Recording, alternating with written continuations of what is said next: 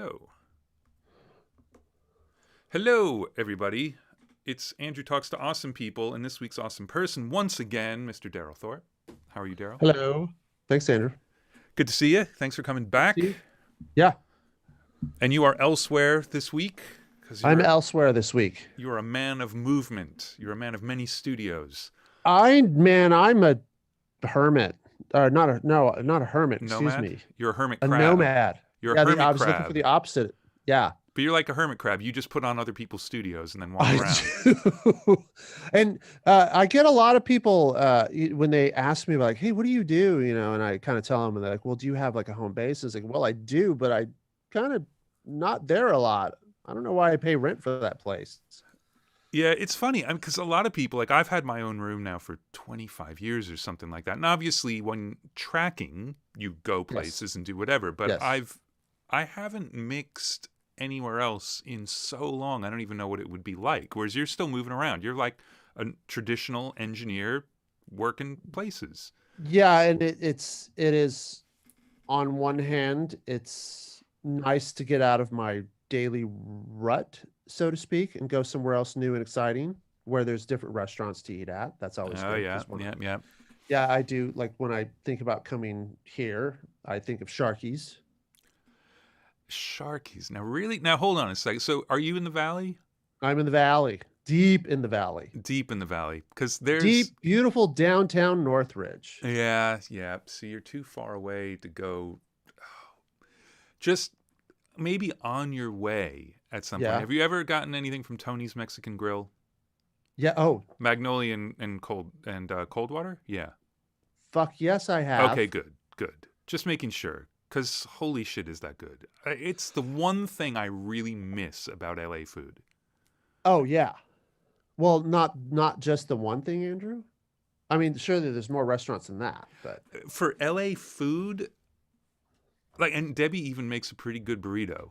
It's different. oh, It's different, but she's rustled up some good burritos. But yeah, I think that's kind of the main one. I'm surprised you can get tortillas. You can get tortillas here. You can get Okay. tortillas here. And also, I should mention, not that it really matters, but I am, as of about 3 hours ago, I am a British citizen. So now I Oh, can lobby for tortillas. I can vote for tortillas. That's my plan. I'm voting for tortillas. Fuck the people, but let the tortillas in. so basically your tax rate just went up to vote for tortillas. No, unfortunately, just living here, the tax rate goes. Like, there's Yeah. very little that's actually going to change, but except that I can vote. So I've Oh, decided, okay.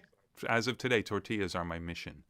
I saw, man, we're going down a dark rabbit hole, but I think I was in England working when it was a voting round, voting season, and it was kind of crazy to see how insanely different England Yeah, their election cycle is compared to how yeah, insane ours is. yeah. I mean, the actual election cycle is 6 weeks. That's it. Oh, yeah, I thought it was shorter than that, I actually. think But campaigns are 6 weeks. I could have that wrong, but that's no, I about think it. you're right. I Not think you're 2 right. years. You know. Which is just like Yeah, yeah. why, You're always election season now in the States. So yeah. pretty much. Yeah. So yeah, I'll get another passport. Can vote on some stuff. Good for you, man. That's exciting. Look at me. It is exciting, actually. It's been a very long journey, so it's nice to have it, resolved. So I can it's imagine. excellent. Well, but that's enough about me. Should we talk about you? No. No? All right. Well, we should a little bit, because basically, I fanboyed all over you for all your time with Nigel last time, which meant we skipped Yeah. around chronologically. We didn't talk about everything, Nigel, and No. he'll come in and out coming up. But Sure. there's this bit of a transition that we touched on, but I think we should talk about, where there are a few artists that you worked with Nigel that then you went on to work with. Like you did a lot of work with Beck, both with him as an artist and with him as a producer, not Correct. to do with Nigel, Correct. and Charlotte Gainsbourg with Correct. Beck producing and things like that. And so, but there was something that you mentioned, which was during I guess it was during the Travis record. It was one of the first sessions you did with him at Ocean Way with Mm-hmm. Nigel, where Mm-hmm. you were like, man, the way he just was wrenching on the EQs and getting sounds and whatever and things like that. And I'm wondering, you said it was like a real revelation, but did that Correct. just change your engineering style, or was it just like gave you a little bit more freedom inside of what you were already doing? It changed my engineering style for sure. Um, because to this day, I what 24 what am I 24 years in 24 years in I'm kind of thinking about um how different of an engineer I would be if I didn't sort of pick up and become Nigel's guy for the 6-year run I think I had with him. And to the point of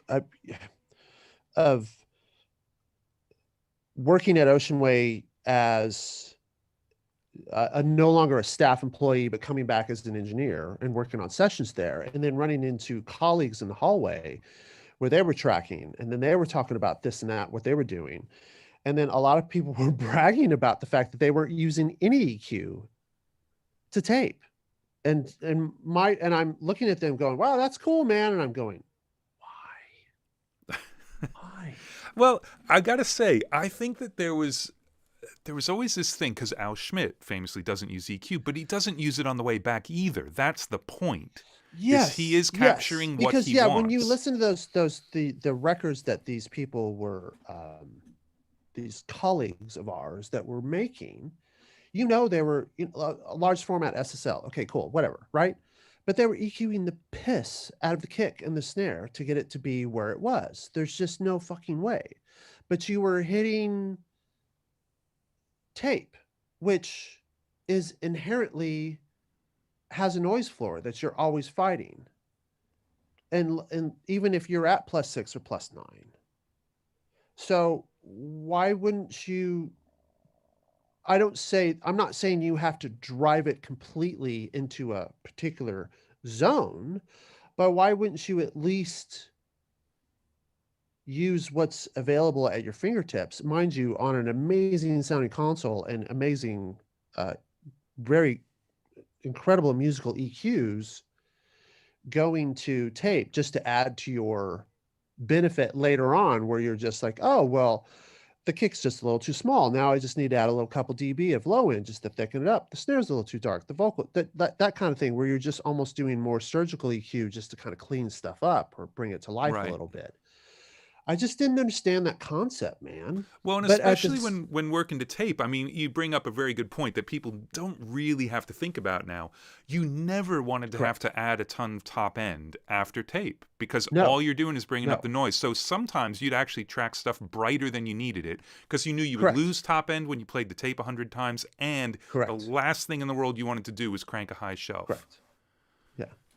But for me, okay, two folds to that question, because one is the engineer that I am now because of working with Nigel, and also the working with Beck, funny enough, is because two things to that. Number one, you're not really taking advantage of your noise floor to tape. Okay, so that equation is thrown out the window, obviously, because I haven't done tape in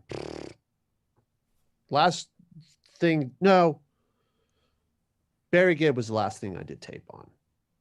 But it was a print and dump situation, right?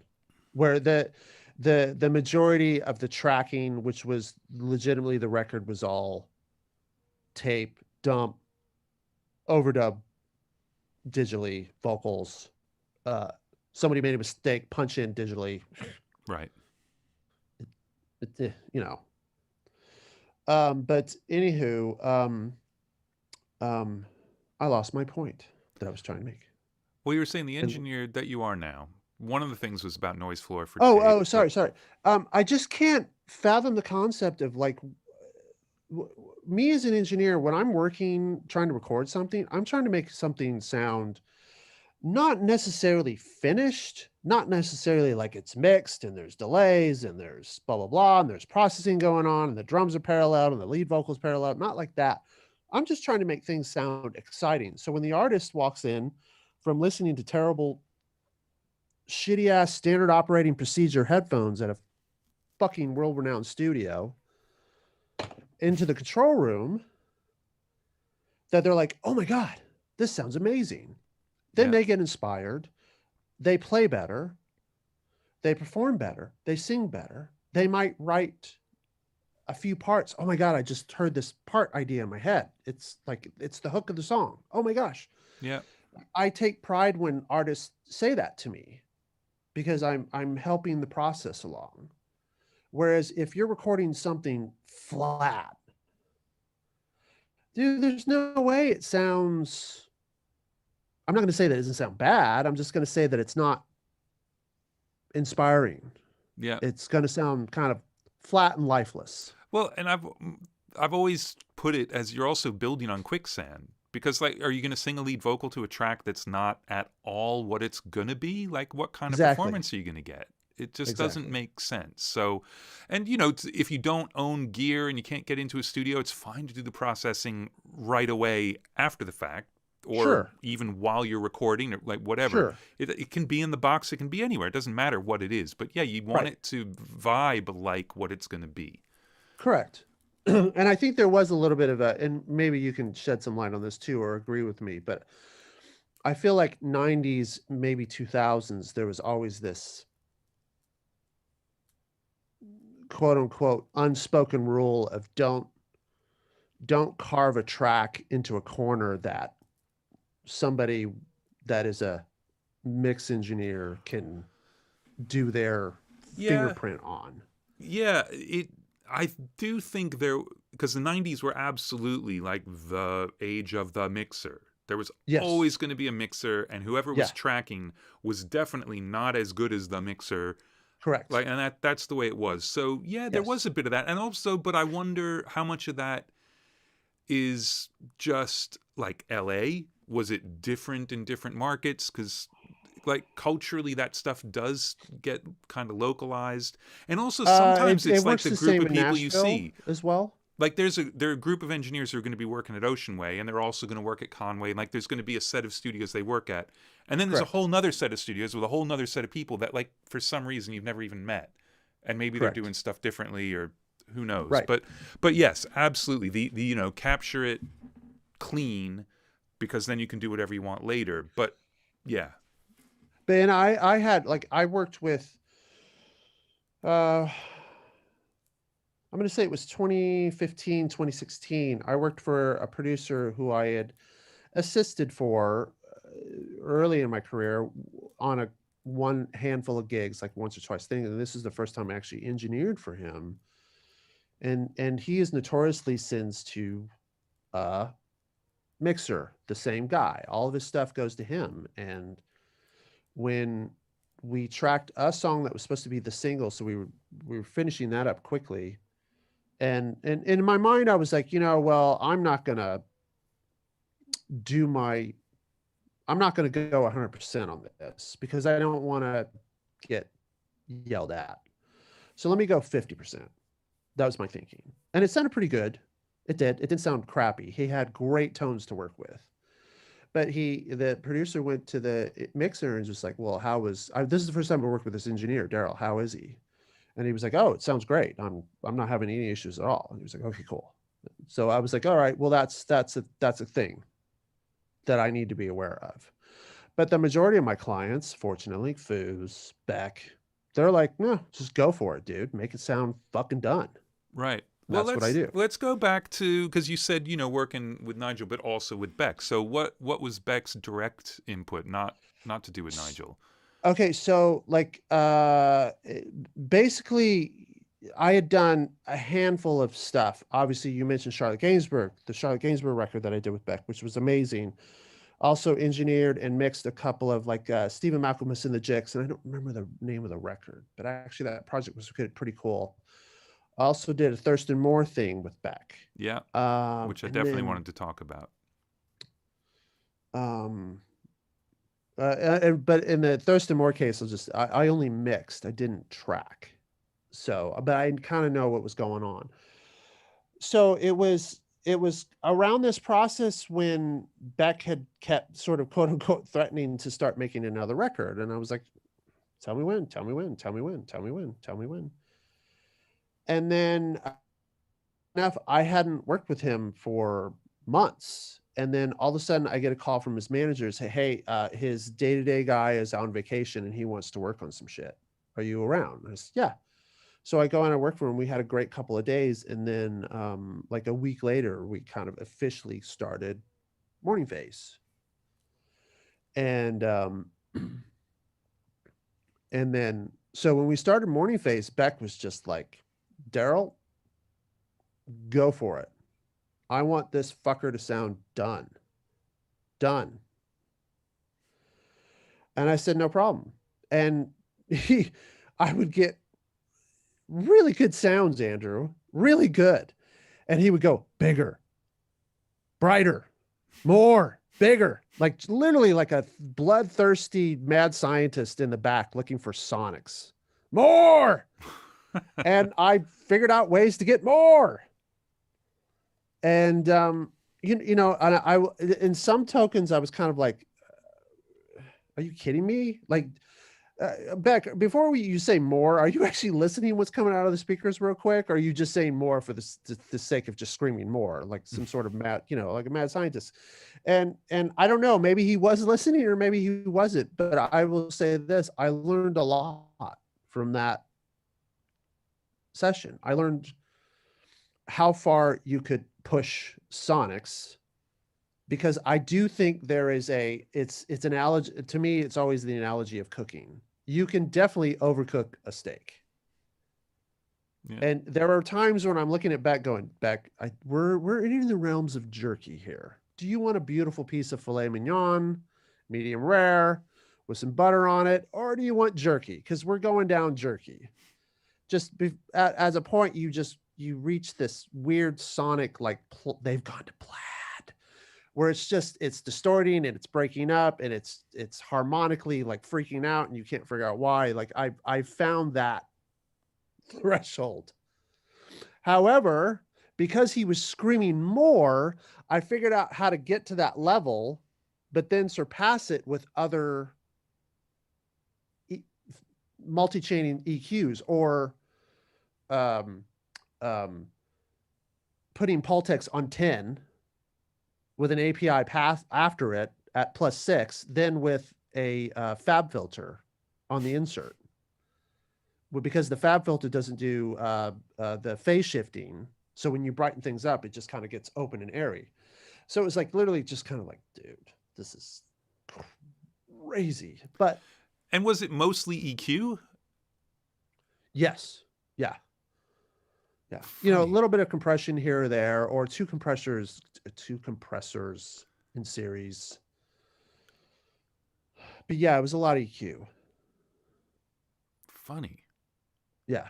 Well, let's talk about that record. Now, the one thing I want to do very, very quickly is clear something up here, because in the YouTube description on part 1, they said you had 7 Grammys. I thought you had 9 Grammys. I do. You have 9 Grammys. Are any of them? You don't have any Latin Grammys. They're all Grammys, right? No, Molotov is my one red statue. But that's one of the 9. Yes. So you'd either have to say 8 or 9. You'd never get to 7. So you got 9. All right, just want to clear that up.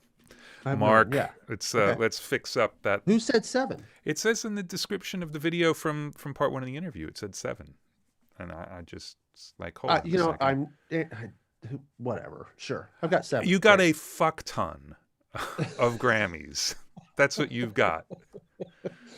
And I tell this all the time. They're all, unfortunately, in boxes for safety. And with the coolest foam in the world, because the foam is cut out exactly like a Grammy. Yes. I actually had someone take the foam. They were so excited about it. Like, all right, you can have the foam. Yeah.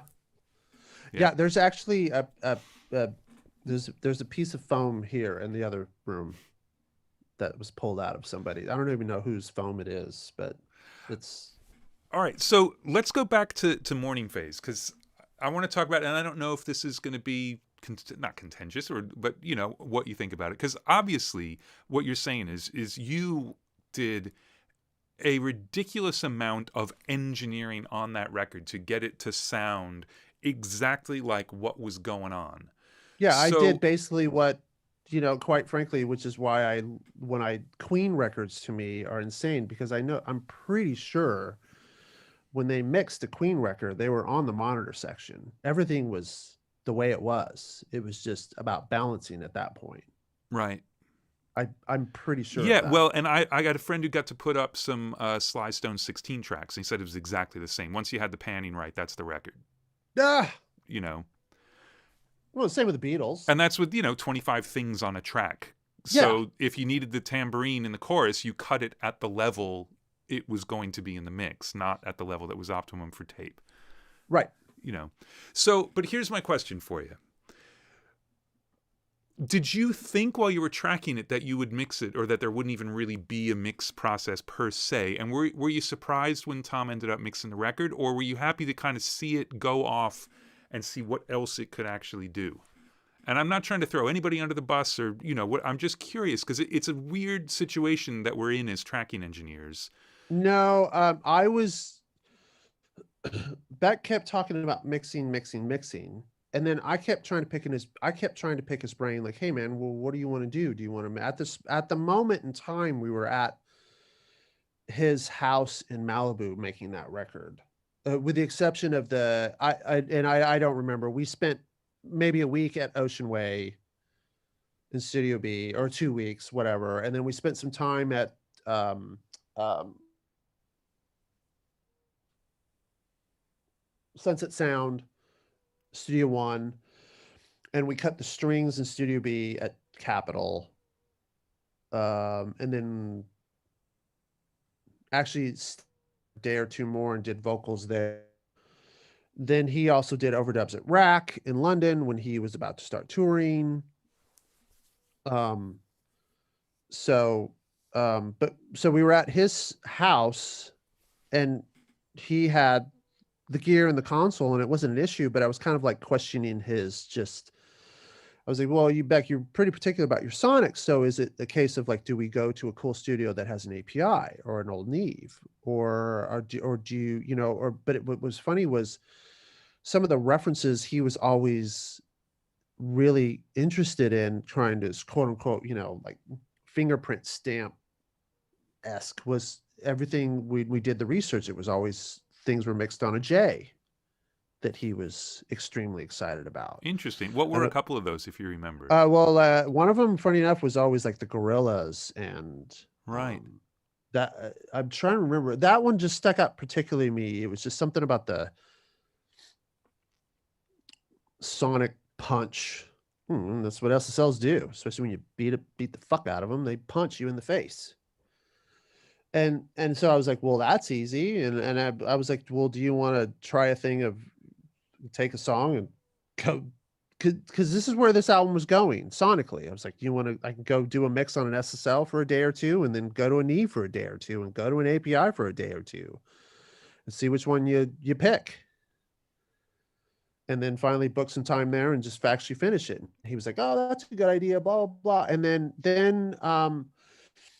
he said, no, I'm done, start mixing. So I started at his house, just sort of in Pro Tools, and just stimming it out on the console, because the console didn't have automation, blah, blah, blah, that whole thing, using as much outboard gear as I could on hardware inserts. I was kind of actually pretty limited what it was, but at the same token, in my mind, that we tracked it. I tracked it so well anyways. It's just, who cares what's right. And I mean, between you and me, the thing, I thought it was sounding good, and I got 3 or 4 songs in, I believe. And then he sends me an email and says, hey, send everything to Tom. Okay. So I sent it to Tom. And that was that. That was that. No conversation, no nothing, just... No. Right. Yeah. And then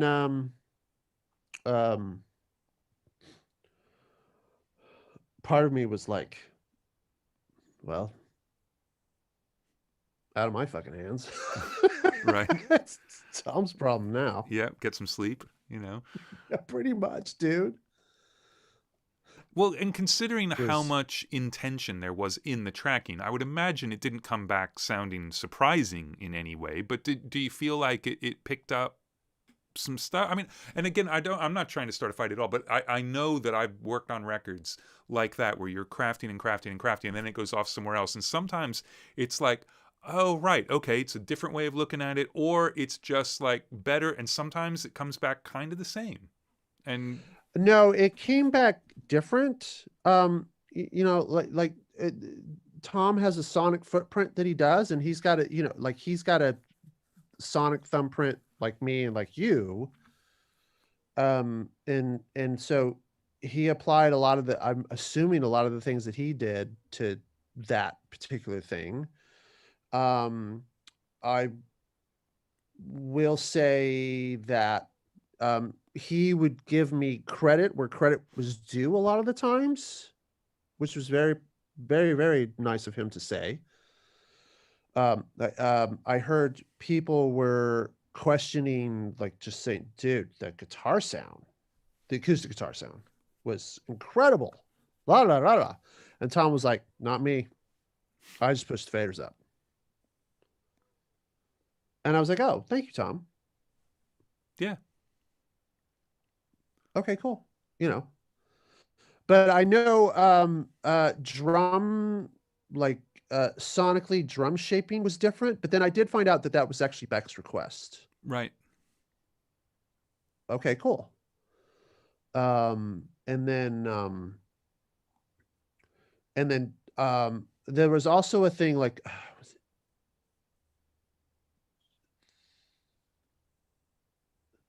I'm like crossbreeding the two songs of Beck's. I can't remember the song, the title now without looking, but there was one song we dorked around with forever with the sound of the delay, the vocal throw. And Tom actually had another way of doing it, which This is the one with the incredibly long sustain on the vocal. correct. Yeah. Yes. Yeah. Yes. My way to do it was deverb. Yeah. But then Tom thought it was, and I'm sort of putting pieces of the puzzle together that I don't really know. Right. But he had a different way to do it. He used like an H3000 to do it with a pre-delay, and the pre-delay fed the Right. H3000 when it was like Grand Canyon's the patch or something. Right. So I understand when I heard his back, it was like, oh, okay, his is kind of more contained and it kind of gets in and out of the way of the next vocal line. And I understand that. And Beck really liked it. And that's all that really freaking matters. Yeah. Yeah. Whereas when I was doing it with Beck, Beck didn't really care about the fact that it just went on and on and on and on in that scenario. So, but I was like, oh, that's cool. That's a really cool way of doing that. Right. And having control over it versus my just. Yeah, and that is I mean, obviously, I've never heard it your way, but it's a fantastic use of that kind of effect. It's Yes. so because it grows so organically out of the end of his vocal lines, and then is immediately completely unnatural, but is fucking awesome. And then yes, yeah, I don't remember the name of the song either, but everybody should go listen to it, but not right now because they should listen to you talk first, and then they should go listen to it. While you're asking me questions, I'm going to look because it's going to drive me nuts until I figure it out. Yeah. I mean, it's oh, what the hell? Anyway, yeah, fantastic sounding, so good. So that was basically that record. Well, let's hear a little bit about the Thurston Moore. I know you only mixed it, but it's an interesting pairing. Like, I'm wondering where the idea for that record even came from. Do you know? I think that was Thurston asking Beck to produce, and then Thurston was like, how do you want to do it? And Beck was like, oh, like this. Which from what I understand, they just sat Thurston in a room with a 47 tube and a couple of mics on his guitar and turned on a click and let him go. And he basically sang the songs down and then replaced a couple vocals here or there. And then then Beck just brought in the usual suspects of musicians to play on top of it. Right. It wasn't a live band thing. It was piecemealed. Right. It's interesting because, I mean, that's before Sonic Youth kind of imploded. right? Sonic Youth was The Sonic Youth was about to implode. about to, but it was still going. Because I mean, Yeah. like it's an interesting, and I'm making this up because I really don't know anything about it, but it seems as though Thurston's solo stuff, it could be absolutely anything while Sonic Youth was going, and then since then it's like, oh well, hold on, this is actually my like recorded output now, so it seems a little bit more focused now. But I love the idea of just like, how do you want to do it? Fucking awesome, let's do that. Like, that's great. Yeah. Just being open to that. Well, part of that, probably I feel, I honestly though, I feel like I've seen that scenario so many times from artists who are in bands all of a sudden want to do, most songwriters, they're so prolific, they're writing all the fucking time. And it does seem like there's like a pile of songs that happens. They write a song, oh my gosh, this is amazing, but this is not for Sonic Youth. Like, no way. Right. Oh, okay, maybe it's in my solo pile, or maybe I give it to another artist, I don't know, to sing. Well, speaking of that exact thing, let's jump Yeah. back into Nigel Land for a second to talk about Tom's solo stuff, because you did work on that as well, right? Yes, it did. And I wasn't there for the tracking. I was there for a few parts of the overdubs with Tom, and then I was around for a lot of the mixing as well, And which was great. were those put together in the mixing more than, I mean, Radiohead, obviously that's happening while they're all in the room and they're doing it. There's no like construction after the fact with just Nigel, but I'm curious if that was a different process as well, because it's obviously musically so different and the way things are built is so different. To be honest, that was a lot of just Tom going off by himself. And then at the beginning stages of it, the only thing that Nigel told Tom to do was like, just spend the money and get an HD rig. And he was like, okay. So he set up an HD rig at his house, because I think he was on an inbox or something, Right. blah, blah, blah, back in that time frame. And he did. And then, and then he started working on the songs, and they were getting pretty done. And then I think Nigel and Tom finally got together, and Nigel just helped with some cleanup arrangement kind of stuff.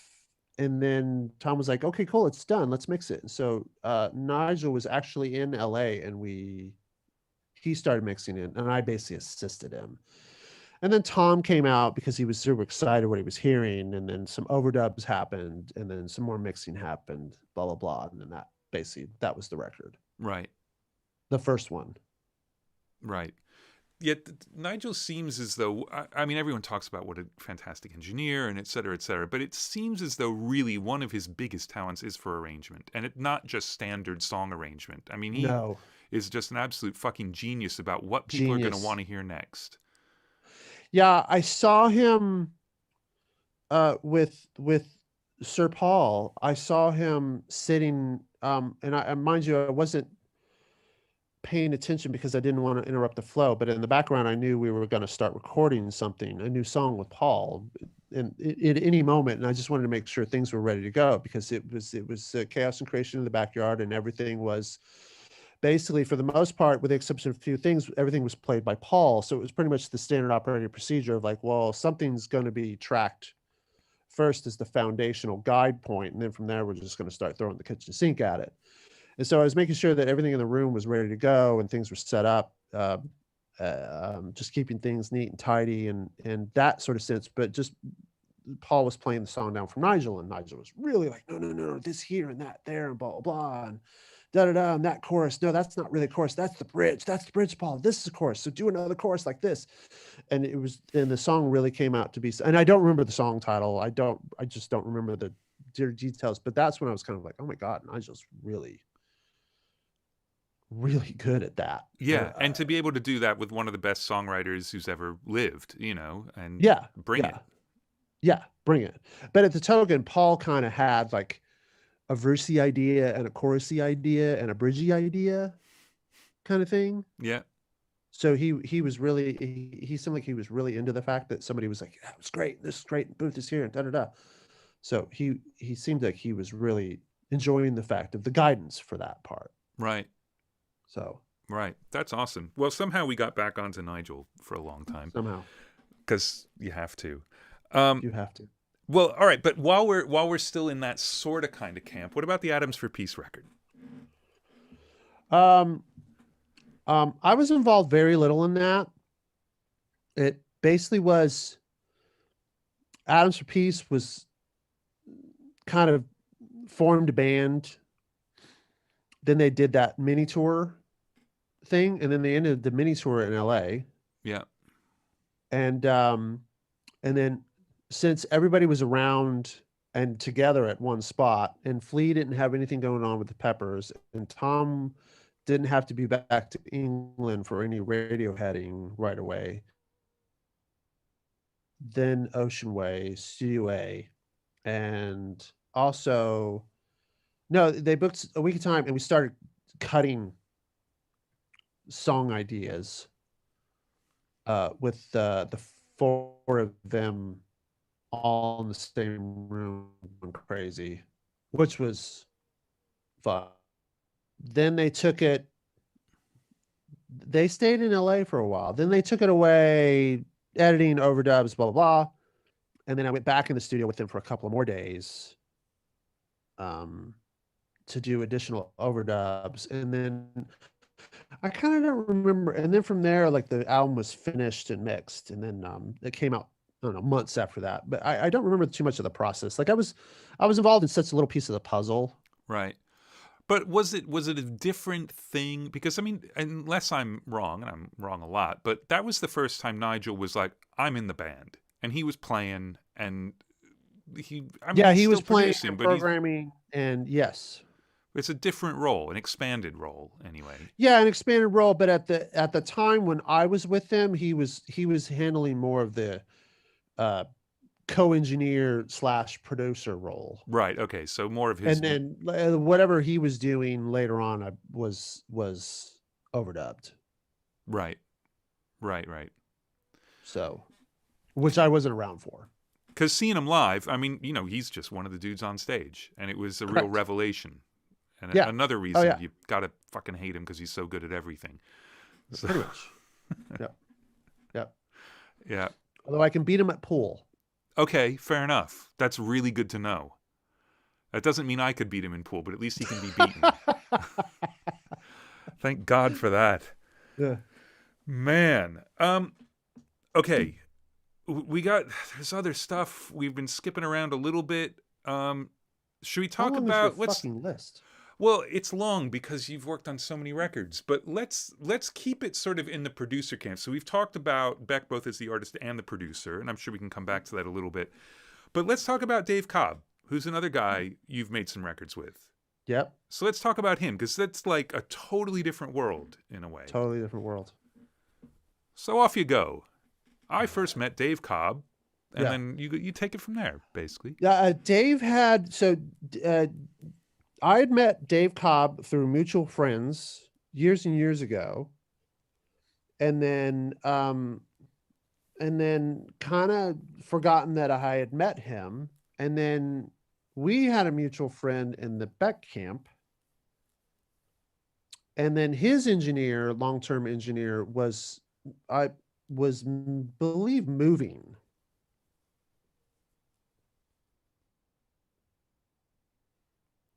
So he was looking for another guy to start calling for projects. And so he hired me to do a mix thing, which ultimately the band is a band, but didn't happen with us, which was fun. And then he hired me to do a couple of tracking things, which turned out to be kind of fun and cool. And then he hired me to do this punk rock band, which was a lot of fun. And then same thing, people were just like, why are you, dude, the records you make with Beck are beautiful and amazing, but come on. I'm like, yeah, because I'm deep down, I don't want to make atmospheric.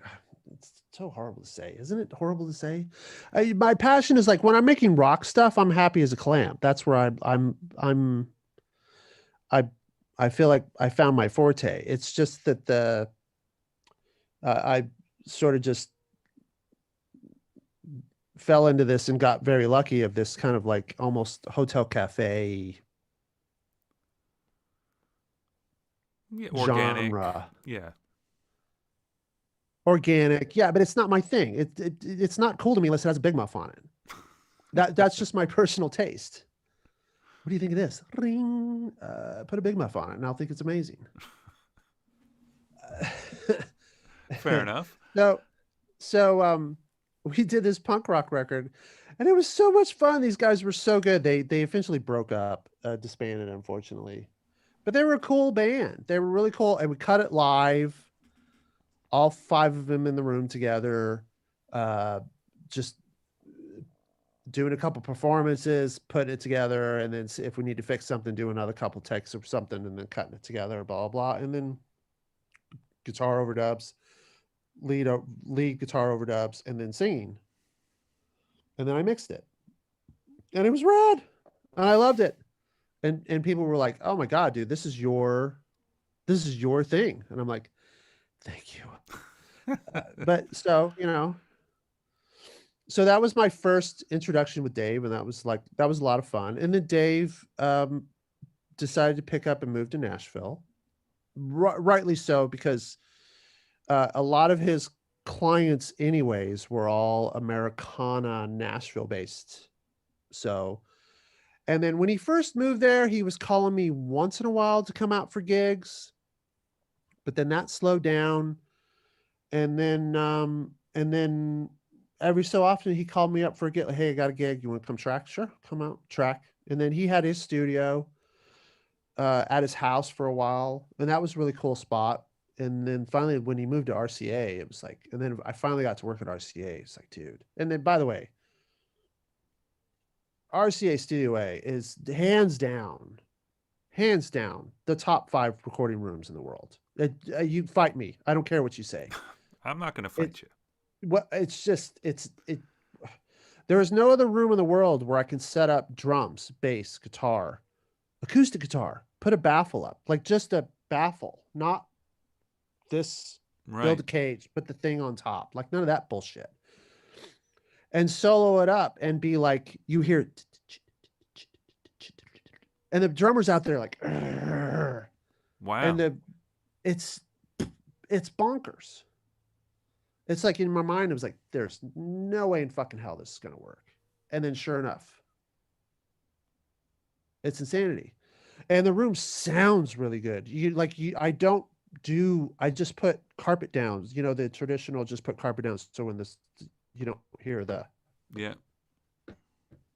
of the singer or the guitarist, like that kind of stuff. Not for isolation, just literally for dampening, right? I don't put baffles up. It's just incredible, that room. Wow. So yeah, because you push the mic up and you're like, to the point to where you're such an acclimated engineer that you know what's supposed to sound good and what's not supposed to sound good, and you kind of question yourself, like, no, wait a minute, this is too easy. Does it sound like shit, or am I crazy? Yeah, there are certain rooms like that, man. It is crazy. I mean, there are plenty of really really good rooms, but you still have to work at it. Yeah. Yes. Oh yeah. Yeah, and the same thing was at when I was a coming up engineer, still assisting at Ocean Way, and engineers would walk into B and work on the Delcon for the first time and push the fader up and kind of go,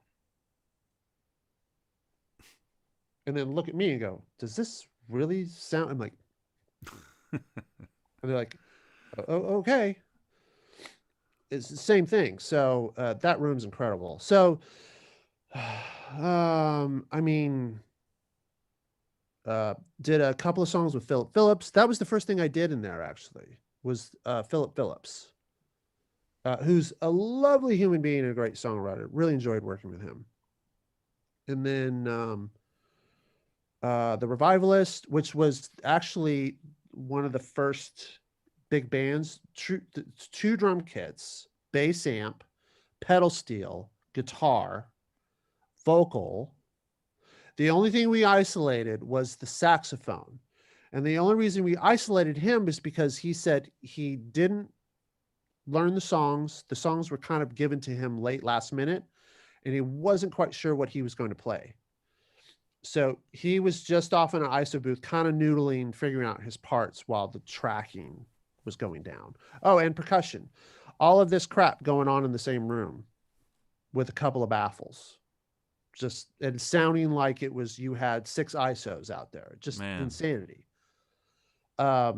So that was my really first experience of working in that room of like, what is going on out there? Why does this work? And Andrew, the room's big. It's massive.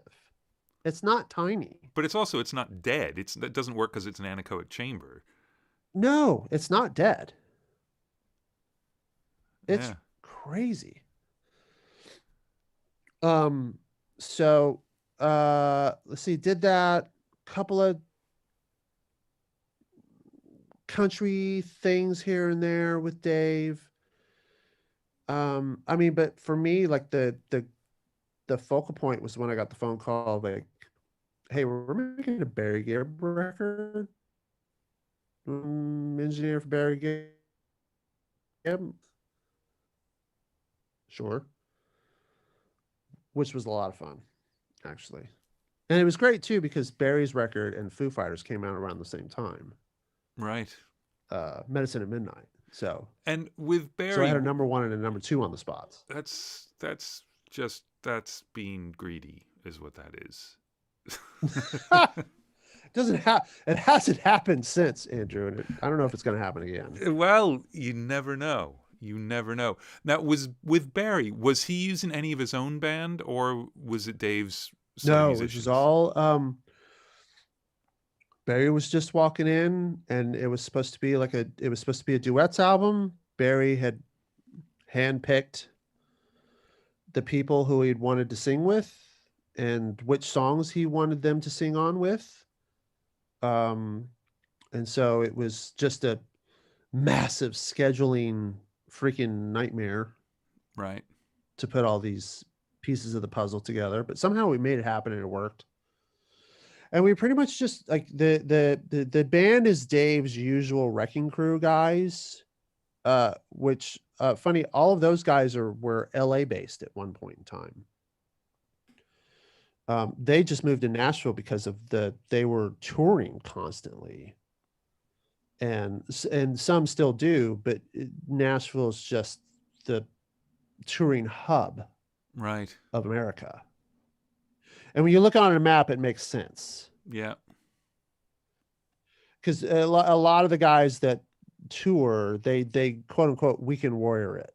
Right. They're leaving for a gig Wednesday or Thursday morning, playing a show Thursday, Friday, Saturday, flying home Sunday, basically home Sunday, Monday, Tuesday, Wednesday-ish, and then back out for 3 days. So, because it's just like, it's a 2-hour flight to New York, or it's a 2-hour flight to, not even a 2-hour flight to Florida, like that kind of.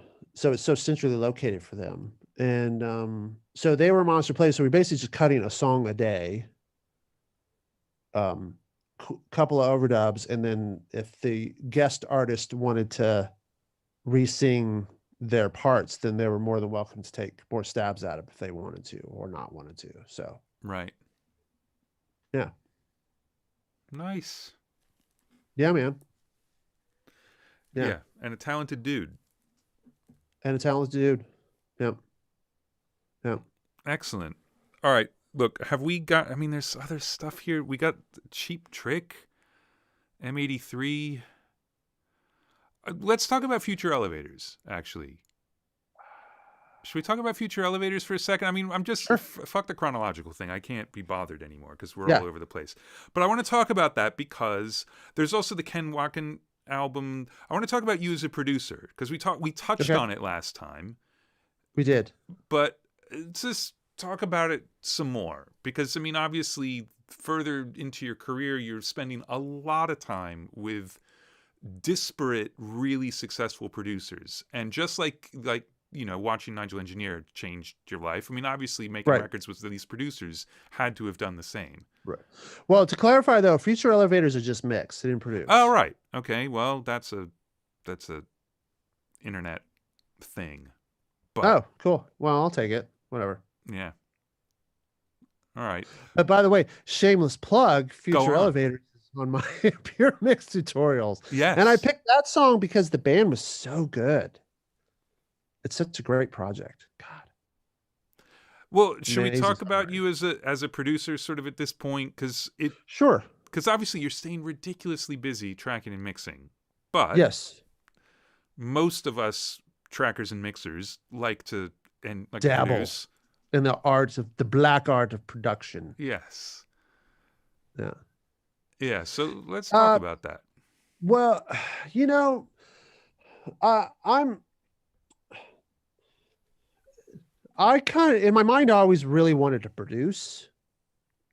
And for a good 3 years I chased it hard at the expense of my sanity, because like all things in the world of entertainment, if you want something you got to chase it hard and it'll come to fruition usually. But because I burnt myself out chasing the dream of becoming an engineer in my 20s, when I was in my 30s and tried to chase the dream of becoming a producer, I was so freaking tired from all the crap I did in my 20s, I just couldn't do it. So the two jobs of production and my day job, literally, of being an engineer were just not conducive to my health and my sanity. Right. So I stopped chasing production. Interesting. Things get slid across my desk, no pun intended, that I'm happy to be involved with. Like I'm doing something right now that I can't talk about, but it's a labor of love project, and I'm happy. And they're like quote unquote family, so it's one of those things like heck, heck, yeah. And the music's good, so I'm really happy to be involved with it. But I don't know, Andrew. You know, it was like, you know, and then, dude, you work with people like Nigel and Dave Cobb, for example, and Greg Kirsten, and you're like, well, you guys suck. I hate you because you're good and I'm not that good. So I'll just be over here mixing. Well, it is a weird thing though, because I mean obviously there's so many different kinds of producers. I mean, Yes. every engineer has their own thing, but we're all engineers. Like we're Yes. engineering shit. But Yes. producers, some of them engineers, some of them write, some of them are Yes. artists, some of them don't do Yeah. any of that and they're just fans. Like, Yeah. and all of those are really, really, really valid. But when you're an Correct. engineer becoming a producer, you have to be that kind of producer. But I've heard you talk about records and you're immediately always talking about the songs. Always. Oh, such a great writer. Oh, I love that song. And so you're coming at it a little bit more holistically than a lot of engineers who then start to produce. But I just want to unpack it a little bit. When you say Okay. like you chased it hard, like what does that mean for you? So I started working with a manager. I'm going to say it was around 2009-ish. I'm kind of doing the math in my head because I was dating my wife then, when I remember I was really, really hitting it. So I got this manager who I was really excited to work with. And he was like, well, what do you want to do, man? And I was like, well, quite frankly, I don't want more. I want to produce. And that was a legitimate like statement. And he was like, okay, well, let's do it. Let's work together. And I said, okay. And so I started taking on kind of low budget. And mind you, in 2009, 10, that was when the economy collapsed again, and the Yeah. music business really like, you know, labels were basically saying, oh, well, we told you yesterday you had $150,000 budget to make your record. Now you have 25. Good luck. Right. Go. Which of course puts people who can produce and engineer in a good position. Yes and no, because I could have charged, you know, a week ago, I could have charged 50 grand to produce a record. Now I'm producing and engineering it and mixing it for 25. Yeah.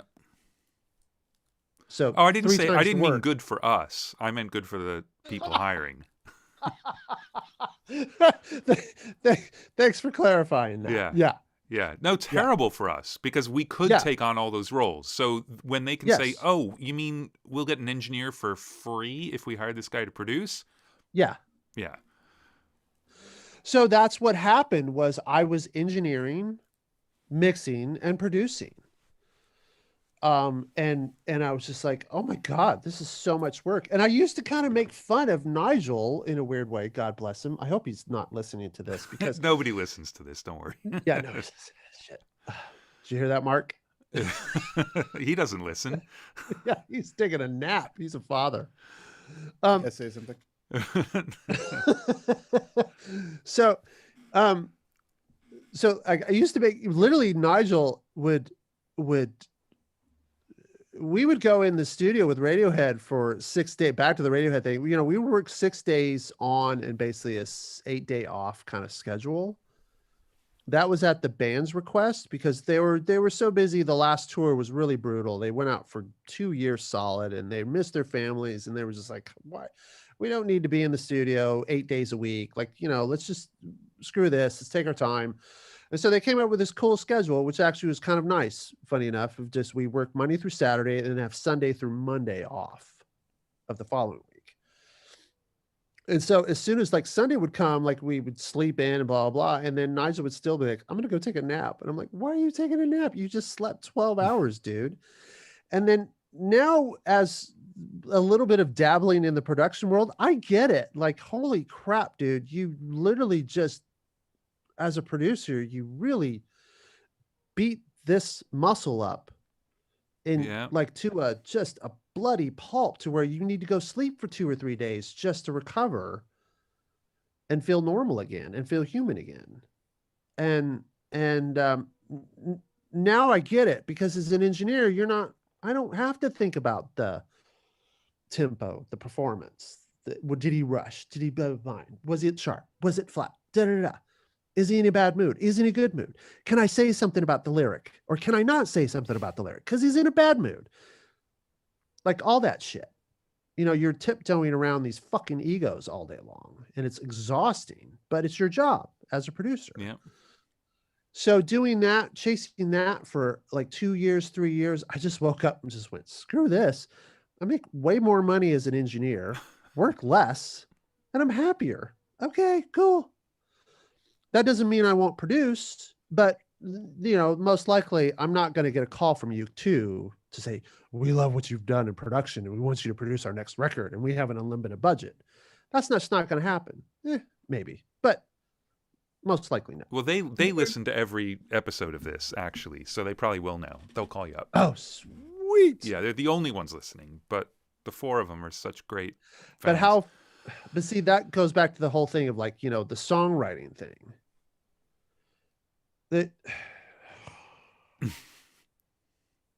There's so many times in the studio where I hear a song and I'm like, why the fuck are we recording? Why are we wasting hard drive space right now? And hard drive space is cheap. Like, why? Everybody knows it. The cockroaches know it. The ants know it. This song sucks. Next. Yeah.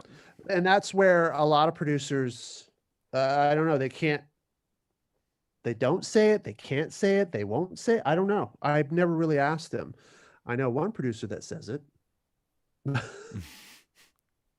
how's that go? Yeah. Sometimes poorly, sometimes. Yeah.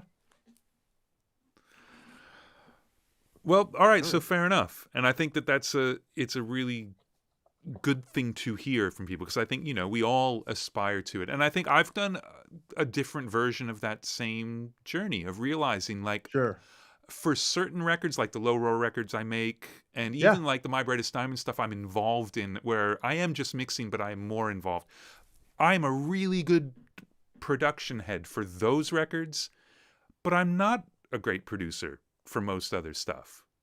Like there's certain aspects of it I'm really, really good at, and certain aspects I'm not. And then there's some people who can produce the shit out of anything. Right. And I know those people. Yeah. I do. Yeah, and I'm you've worked with insanely quite jealous a few. of their, huh? You've worked with quite a few of them. Yeah, and I'm insanely talented. I'm insanely jealous of their talent. Well, so does this bring us to Greg Kurstin, who's just another fucking phenom? Powerhouse madman. Yeah.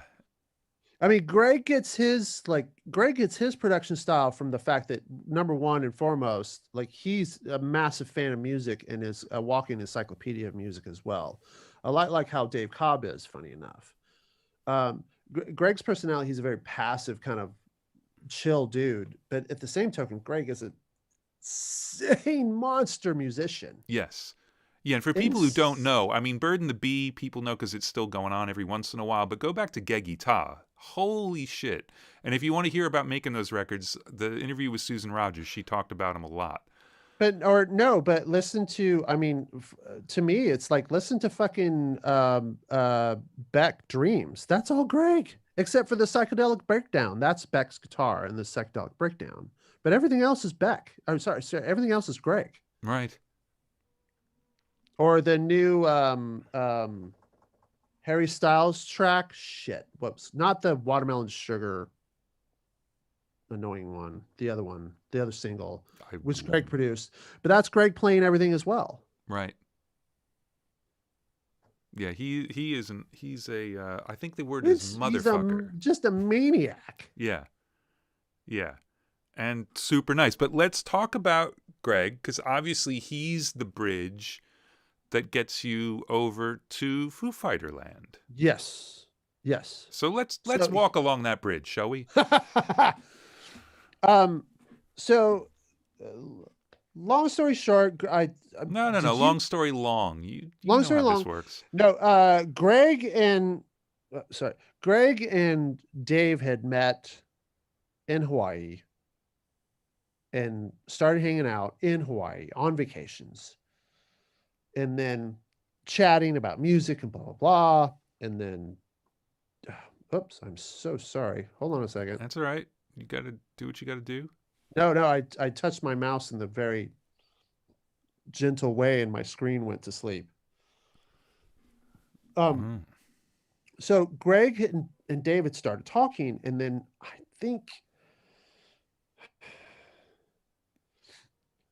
think Dave then went to his manager about, like, hey, I'm kind of considering asking Greg to produce our next record, the Foo Fighters' next record. And his manager was like, I don't think that's a possibility. And then, well, can you ask anyways? Okay, so they went through official channels, and I think Greg came back through official channels and said, yes, I'm totally into the idea. And then they actually sat down face to face and started talking about, well, is this a good idea? Is this cool? Blah, blah, blah. And Greg's like, yeah. So then Dave started relaying to Greg, like, what he wanted to do in the studio for the record. And then when all of these things were kind of going over, getting slid across the desk that wanted to achieve, Greg was thinking, like, I don't know how to record a rock band.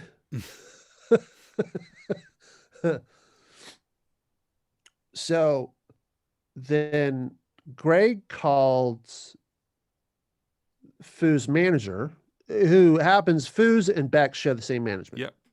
So yeah, they're both at Sam. Yeah, both at Sam. Correct. So Greg checked in with Sam and said, I think I might need Darrell on this because of the insanely large production this could be. And they're like, okay. So I got a cold call from one of the day-to-days, and are you available in December, January? I said, yeah, I am. And I just assumed it was Beck. Yeah, what's Beck up to? And he's like, oh, no, it's not Beck. What is it? I'll call you back. What's with this cryptic bullshit? Just tell me. Right. So you immediately start looking at the Sam roster. Like, all right, could be them. Well, I know the Sam roster. Yeah, exactly. And so then a couple days later, the phone rings again, and it was like, hey, it's looking like this is happening. So block out your calendar. And I finally go, well, you got to tell me who. And they're like, it's Foo Fighters, Greg and the Foos. And I was like, oh, okay, cool. Well, I'm totally down to do a Foos record. Yeah, heck yeah. And then a couple days later after that, it was like, it's official, it's happening. block your calendar out. Okay, cool. So then, and here's the funny story was Dave actually told me, Dave Grohl told me sometime into the session, weeks after working together, he was like, by the way, dude, I called JC and I said, who's Darrell? and JC goes, well, Darrell's works for Beck. He's a great engineer, great guy. He's worked for Beck for years. And Dave was like, but Beck, Foo Fighters, like, really? And JC was like, it'll be fine. He's done a ton of like punk rock stuff as well, not just okay. And then I'll just tell the story because it's day 2 of the studio, the session. We're working. Dave seems pretty happy and excited. We're still working on the first song, and then Dave goes, "Hey, Darrell, can you make me a CD?" Sure. Of a rough, sure. So I just bounce him out a quick rough, burn on a CD. Blah blah blah. Back when CDs, remember those things? Yeah. Shiny. Keep the birds away Shiny. if you hang them in a tree. Yeah. Ones and zeros. And then so we leave for the night, and then I show up to the studio the next morning, not thinking of anything, and I walk in the lounge to grab a water or something, and Dave's there. Dave always beats us there, and he's like, Darrell, oh my God, the rough mix. Dude, it sounds so fucking good in the minivan. I walked it like 10 times. And I was like, well, Dave, I always work to make sure it sounds good in the minivan. Because apparently he gets up and he has a minivan. He throws his kids in the car and he drives them to school. And as soon as he dropped them off, he threw the CD in the CD player and just turned it up to 11, most likely, literally 11. And then listened to it on his drive back from the school to his house where he could jump in his car and drive to the studio. The minivan's the test, man. That's it. That's it. So from there on out, I was kind of like officially in the family. That moment is when I became an official, unofficial Foo Fighter. And this was at Dave's studio, or no? That was at East West. At East West. This was on Concrete and Gold. We cut all that record at East West. The majority of it was in Studio 1. We did 2 songs in Studio 2. All right, just brief aside. Yeah. Because I know those rooms very, very well. I am curious Yes, which one you actually enjoy tracking rock in better. One's obviously much larger, easier logistically and whatever, but the one that everybody freaked out on sonically was 2. Yeah. Because what happened was we stayed in 1. Let me think if I remember the schedule. We stayed in 1 for months. And the reason we booked 1 was literally the size. Yeah, logistics. gigantic live room. Gigantic live room. But however, the same thing, like very similar to what, like I was talking about RCA, which it's gigantic, but it's beautifully contained. It's not a it's not a basketball gymnasium. Yeah. It's not going blah, blah, blah, blah, blah, blah, blah. So once again, we weren't baffling at all, just carpets. And then some of the songs were actually cut in the ISO to the side, with the glass open, which is huge as well. I mean, you say ISO, but you can get a grand piano and a drum kit in there, no problem. Yeah. Well, yes, size wise, but we were cutting the drums in that ISO with some of the doors open, and I had just the M50s sitting out to capture the room sound of it as well. But then the core of the kit was more contained. So if I remember correctly, it was around April. So then on the books was the band had collectively because spring break, that's right. On the books, the band had collectively decided to block off spring break for family time. All the kids were out of school and they all went on vacations, like week vacations here, there, blah, blah, blah, blah.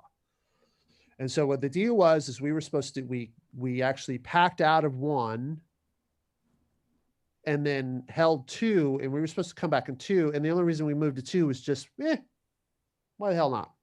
Yeah. And we were just supposed to do like finishing overdubs and re-sing a couple of things. Like that's what the plan of action was. However, Dave wrote another song. And I knew he was going to write another song on his break. So I made sure I set up for full tracking again. Yeah. And sure enough, I got the text Monday morning. He's like, hey, sorry, I had a meeting. I'm on my way in. Guess what? You wrote another song. I wrote another song, Darrell. We're going to cut it right now. And we cut it. And that was the second single, Sky's the Neighborhood. Right. So we cut it in there. And that was the song where people were just like, wow. It was the same drums, same mics, just different room, different preamps. That's a magic room to me. Magic. Because, I mean, I might be making this up. I'm pretty sure Wildflowers was cut in there with Jim Scott. Yes. Oh, yeah. And then First Audio Slave record was cut in there. We did Chili Peppers in there. And it is one of those rooms where the snare just does something in that room it doesn't do in other rooms. It's like a Sound City type of thing. Yep. There's just a length to things, even in close mics, that you don't get other places. And the console.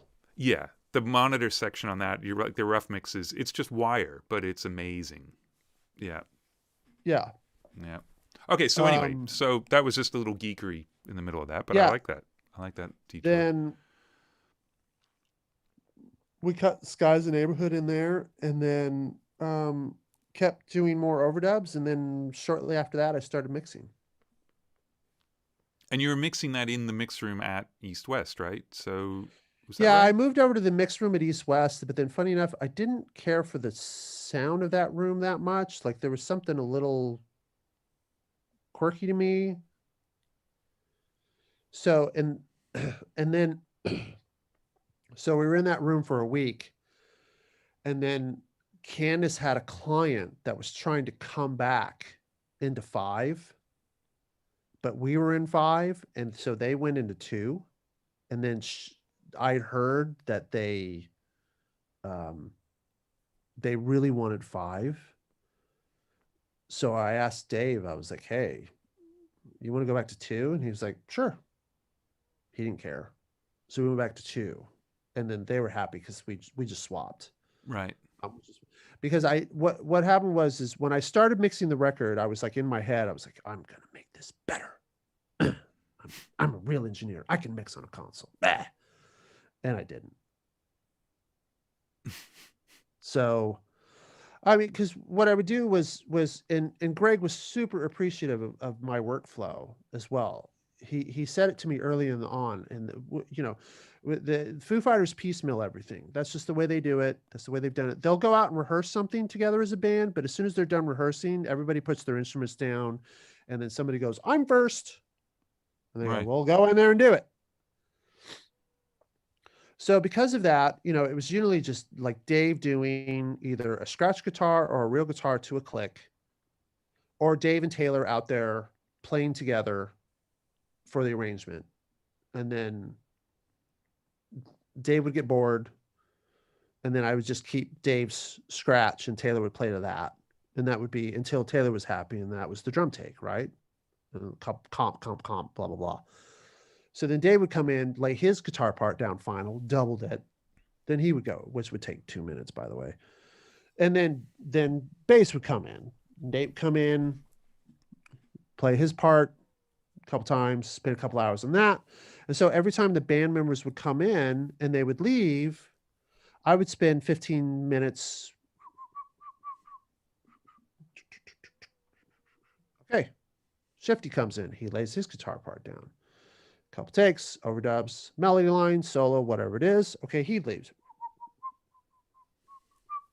So every time the band was walking in, I would just make the mix a little better, a little better, a little better, a little better.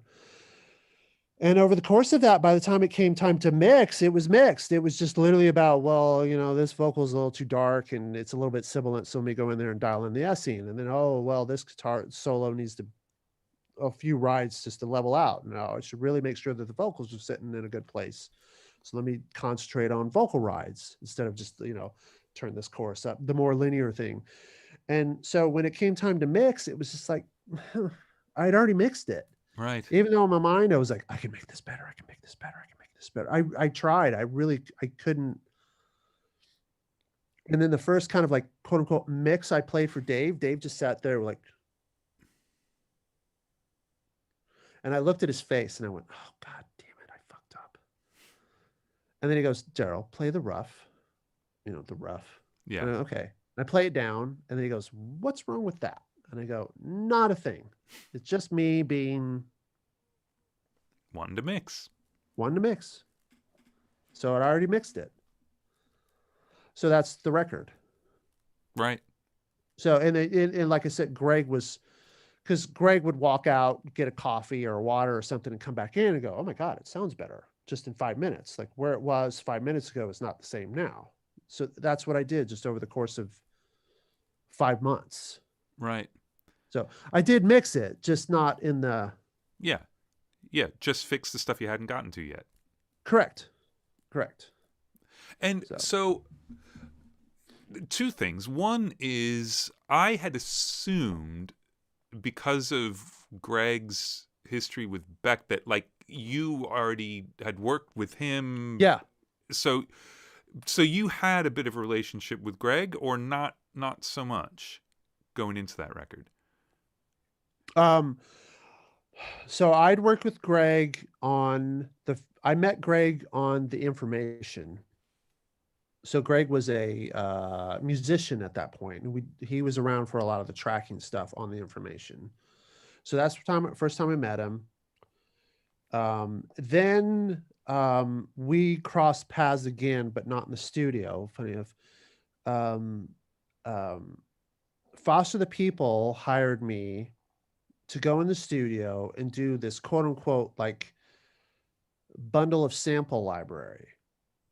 Cut a bunch of drums, loops, tambourine hits, all sorts of things in this pool that they could pick from and start programming and writing songs. So that happened. Then they went away and started writing songs with him. And then Mark really wanted to work with Greg. So he finally booked a couple days with Greg and like, oh, here's the stuff we started. And then Greg hears it and was like, wow, this sounds really good. Like, I'm just curious, where'd you guys get the drums? He was like, oh, well, we got with Darrell Thorp and he recorded all these drums. They're just loops we cut up to fit the beat we wanted. And Greg was like, oh, that sounds so good, man. Yeah. And then he was happily honest, just he helped them arrange stuff and then suggested like, oh, well, you could do this here and there, as additional parts. And that's kind of how their collaboration worked together.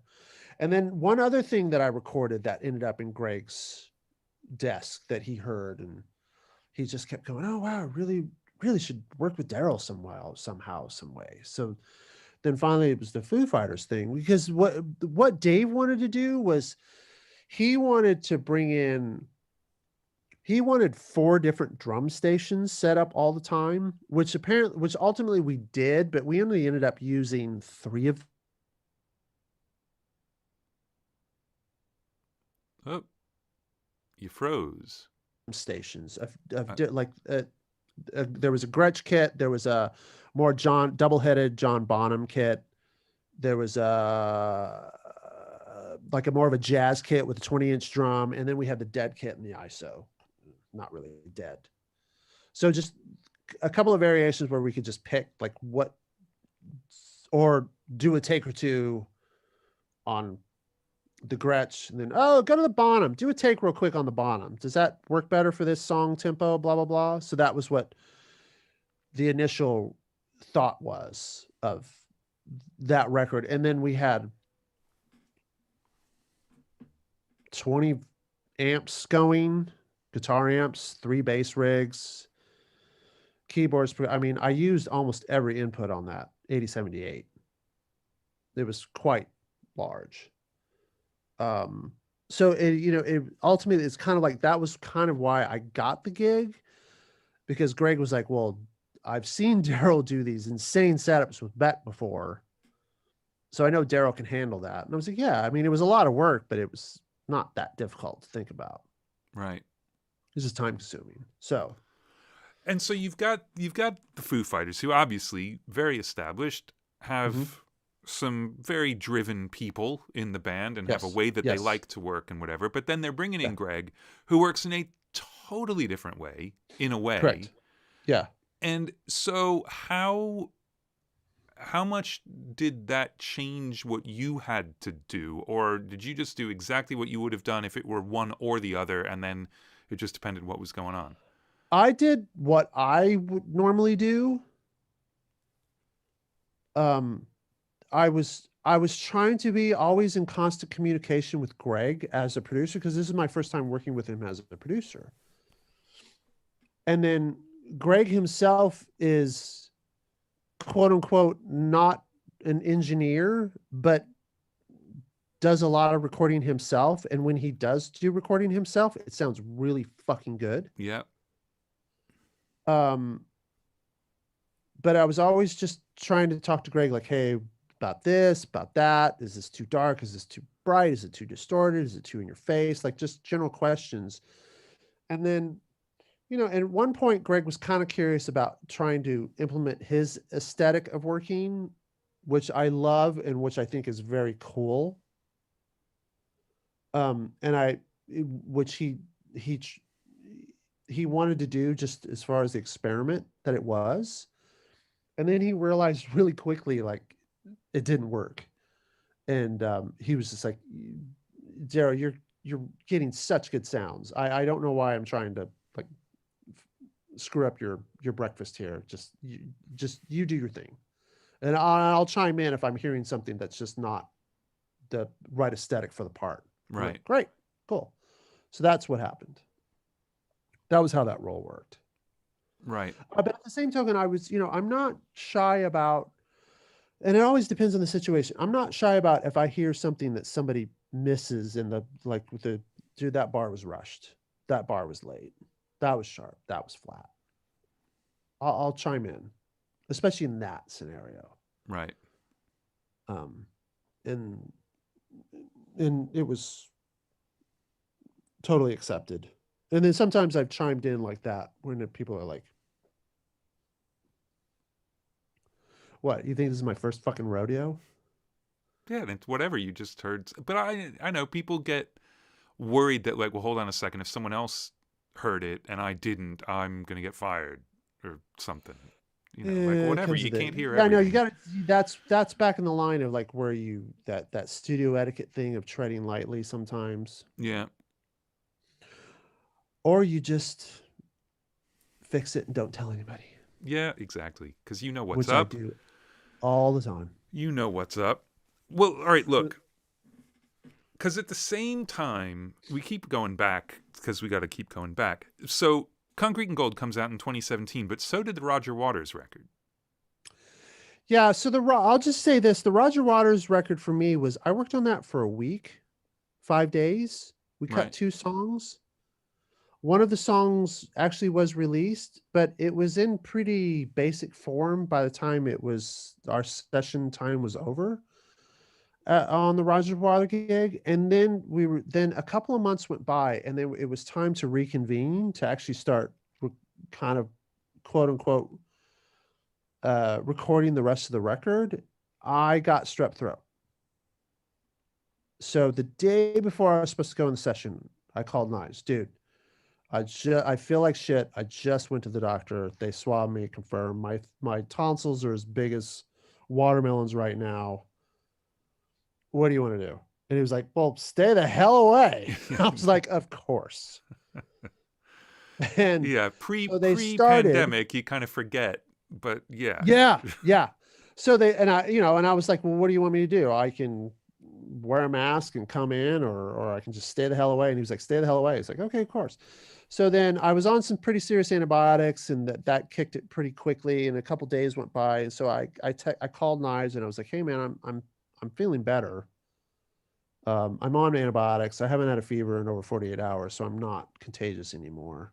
What do you want? And he was like, well, frankly, we're working and it's kind of fine. I hope you don't mind, but I don't really see a reason to bring you in, and just at this stage of the game when we're kind of things are You rolling. got to flow. Yeah. We got to flow. And I was like, I completely understand. I'm very disappointed. I got sick, but of course, everybody's health is more important than me being there. But yeah, no worries.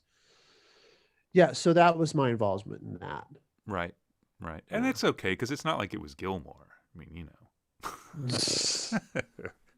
I am, of course, just being a dick at that point. Because that's what I do. Man, there's plenty of stuff we're skipping over, but I feel like let's talk about a few little things and kind of get up to date and do some more Q&A. And Sure. I mean, because it's gonna add up to more than 5 hours. So I think we got a lot of good Darrell time.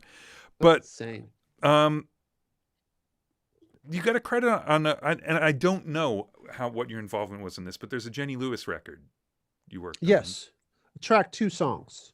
Right. So who was producing that? How'd that? Beck. Oh, so that was with Beck producing. Well, there you go. Okay. Yeah. The majority was it Ryan Adams, I think. Right. I think that he did the majority of it, and then just before he was canceled. I don't quote me on this. I can't remember. I feel like the 2 songs that Beck did might have been a co-write with Jenny as well. Right. And then I think Jenny was just into the idea of Beck producing the 2 songs with her. So they obviously Beck brought me involved, and then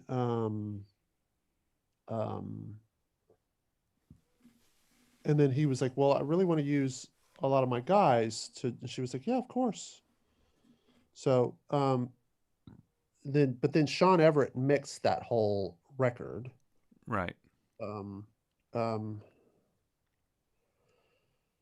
See, I'm brain farting because one of the memories of that project, first of all, Jenny Lewis, she's such a lovely human being. She's so amazing. Once again, same management, Foos, Beck, blah, blah, blah. So there's a incestuous thing going on there. But who was the drummer? Who's the damn drummer? So he's going to drive me nuts until Mark, are you Googling? He is now. I'm so bad with names, and I'm really bad with names lately. My brain is not functioning properly. I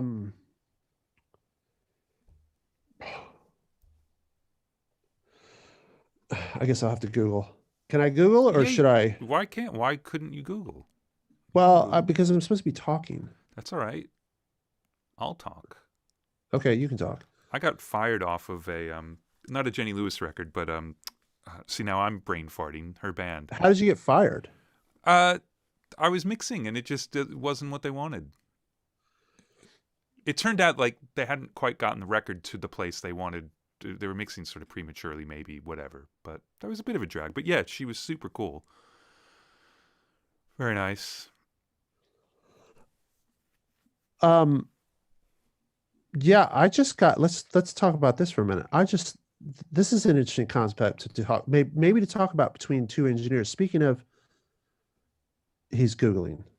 Well, hey, Mark, so it's the record On the Line is the album. And I just tried to Google as well, but it didn't come up as who the personnel is.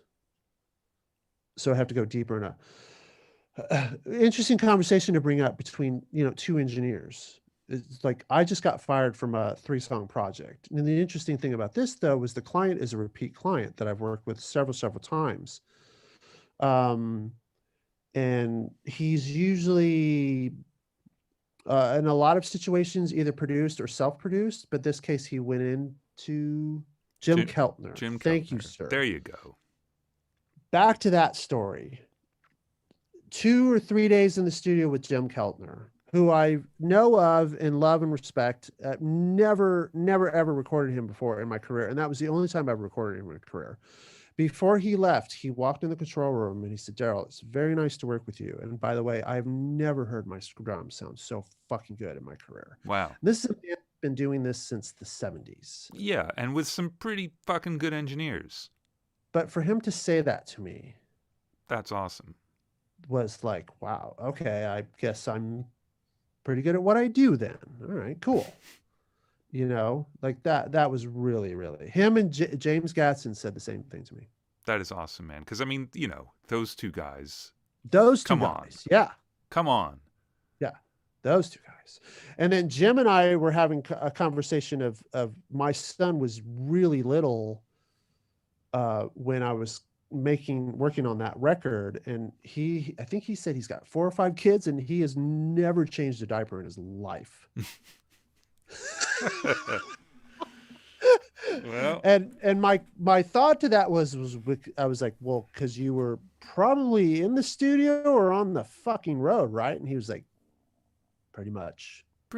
But that's just a man who doesn't want to change a diaper. Exactly. Yeah, because I was in there. So, and Mark knows what I'm talking about too. But yeah, so back to my story. Yeah, I just got fired off a gig, but it was really weird because the producer is somebody that I've never worked with before. And the producer was trying to sort of quote unquote push his guy onto the artist.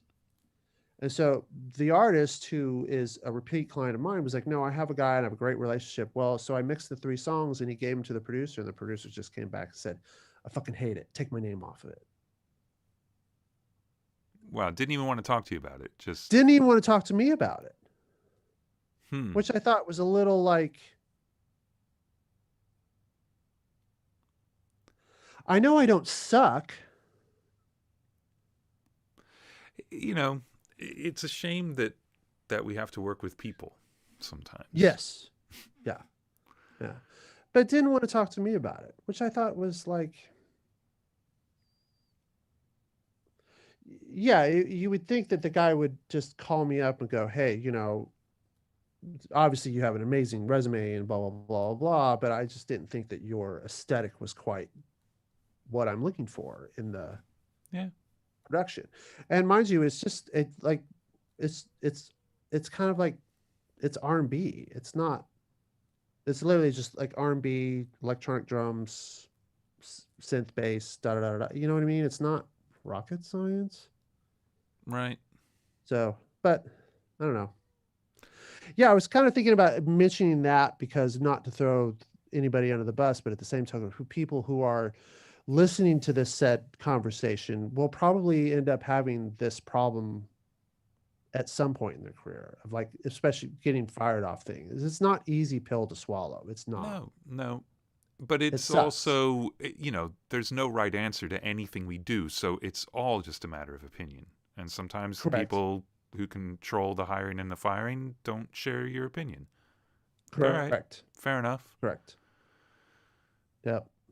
Fair enough. That's all right. It can happen. Can I just say about Jim Keltner, just because I don't really know him that well, but one of my favorite things ever was I got to hang out during some of the tracking sessions for Bridges to Babylon, which is not the Stones' greatest record, but it's one of their records. But Ed Sheeran was recording it. Don Was producing. This is in Studio One at Ocean Way. So it didn't suck. It didn't suck, and I got to hang out. And so Jim Keltner was set up behind Charlie as like Charlie's personal groovy click track.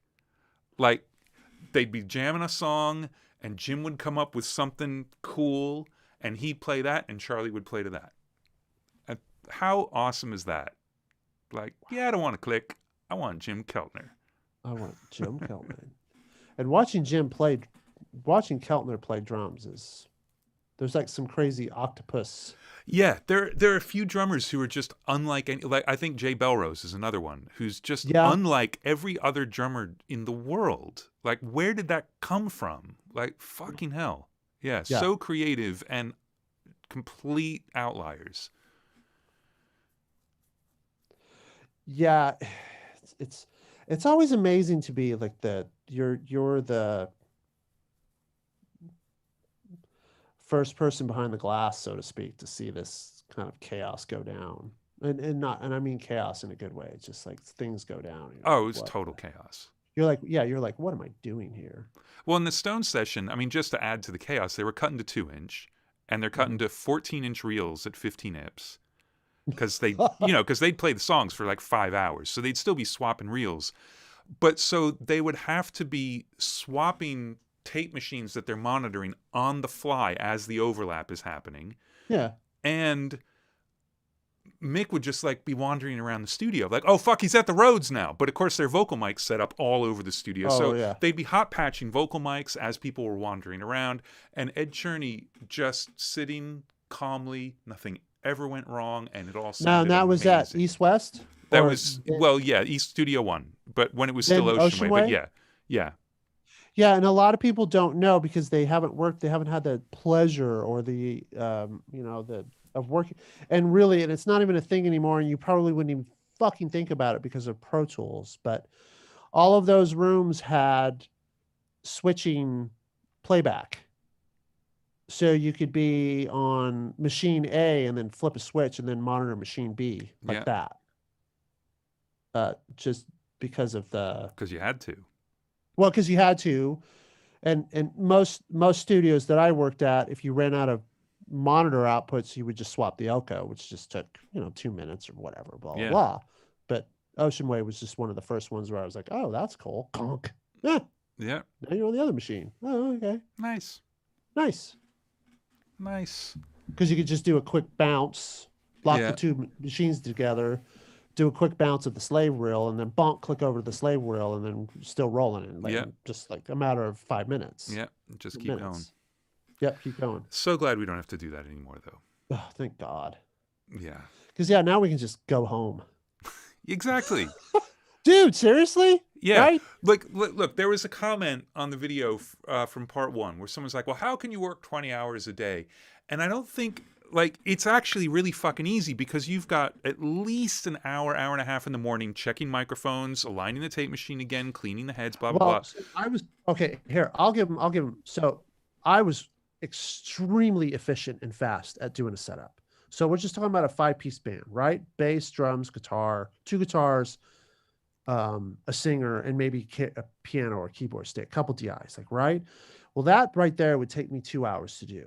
And for most people, honestly, that would take them 3 or 4 hours. Yeah. I was just that quick and efficient. Because it's not just the inputs, it's the headphones, it's the talkback, it's the line of sight, it's everything. Yes, it's everything. It's where the engineer wanted thing, pull the microphones, da-da-da-da-da, laying all the patchwork out, and then going in and patching all the microphones, then doing a quick scratch test with a runner, blah, blah, blah, checking all the headphones, all that stuff. Then it was an hour setup for just hour and a half for the tape machine. Yep. Was it new tones? Tones are coming in. And a lot of times it was like the session would start at noon, but the tones were getting there at 11. Yeah. But you'd be there at 8 to set everything else up. So you're ready at 11. Yeah. But I was literally waiting for the tones reel to get there. And then once I had the tones reel, I could throw that up and start aligning the tape machine. But it was 48 tracks. So I had to line 2 tape machines. Yeah. But tones showed up at 11 and they wanted to start at noon, but I got a two. Yeah, and record aligning 2 tape machines it's no joke, and especially if it's Ocean Way, like those ATRs took for fucking ever. Yeah, because they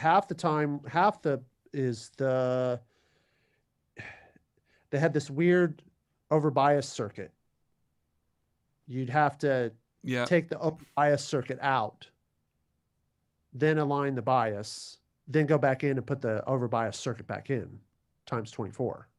Yeah. So it's just one more step. So we got 4 hours before your 12 o'clock start. And let's say that they're reasonable and stop at 2 a.m. Right?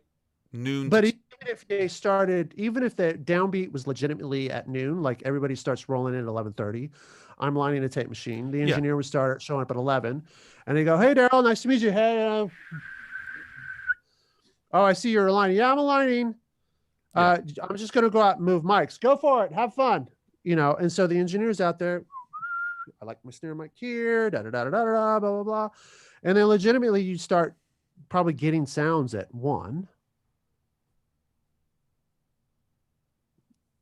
1 to 2 was drums. Then 2 to 3 was the other instruments. And then by then then the band would do a quick take, check headphone. I need more me, more of that, more me, more this, more that. Oh, it's too dry, it's too dark, it's too bright, it's too this. Just shut up and play. So then you're looking at 3 o'clock. You start doing takes. Oh, but it's lunch. Yeah, but you're 8 hours in. Just I'm already 8 hours in. yeah. Do a couple takes, or at lunch, do a few more takes. Producer thinks we have a comp. He writes it down. Engineer and me sit there in the control rooms, cut tape. 6 o'clock, 7 o'clock. Then it's time to do guitar overdubs. That's 10 o'clock. Dinner. Oh, I want to sing a couple times. 10 o'clock, starting to sing. Great. Not getting at it early. 10 o'clock to midnight, 1, sing, do a quick rough.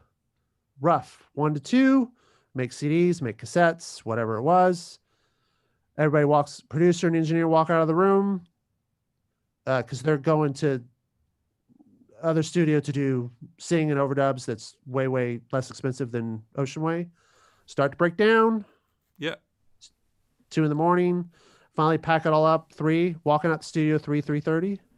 All right, so that's only 19 and a half hours. You exaggerated. Oh, God. Fucking hell, man. Pussy.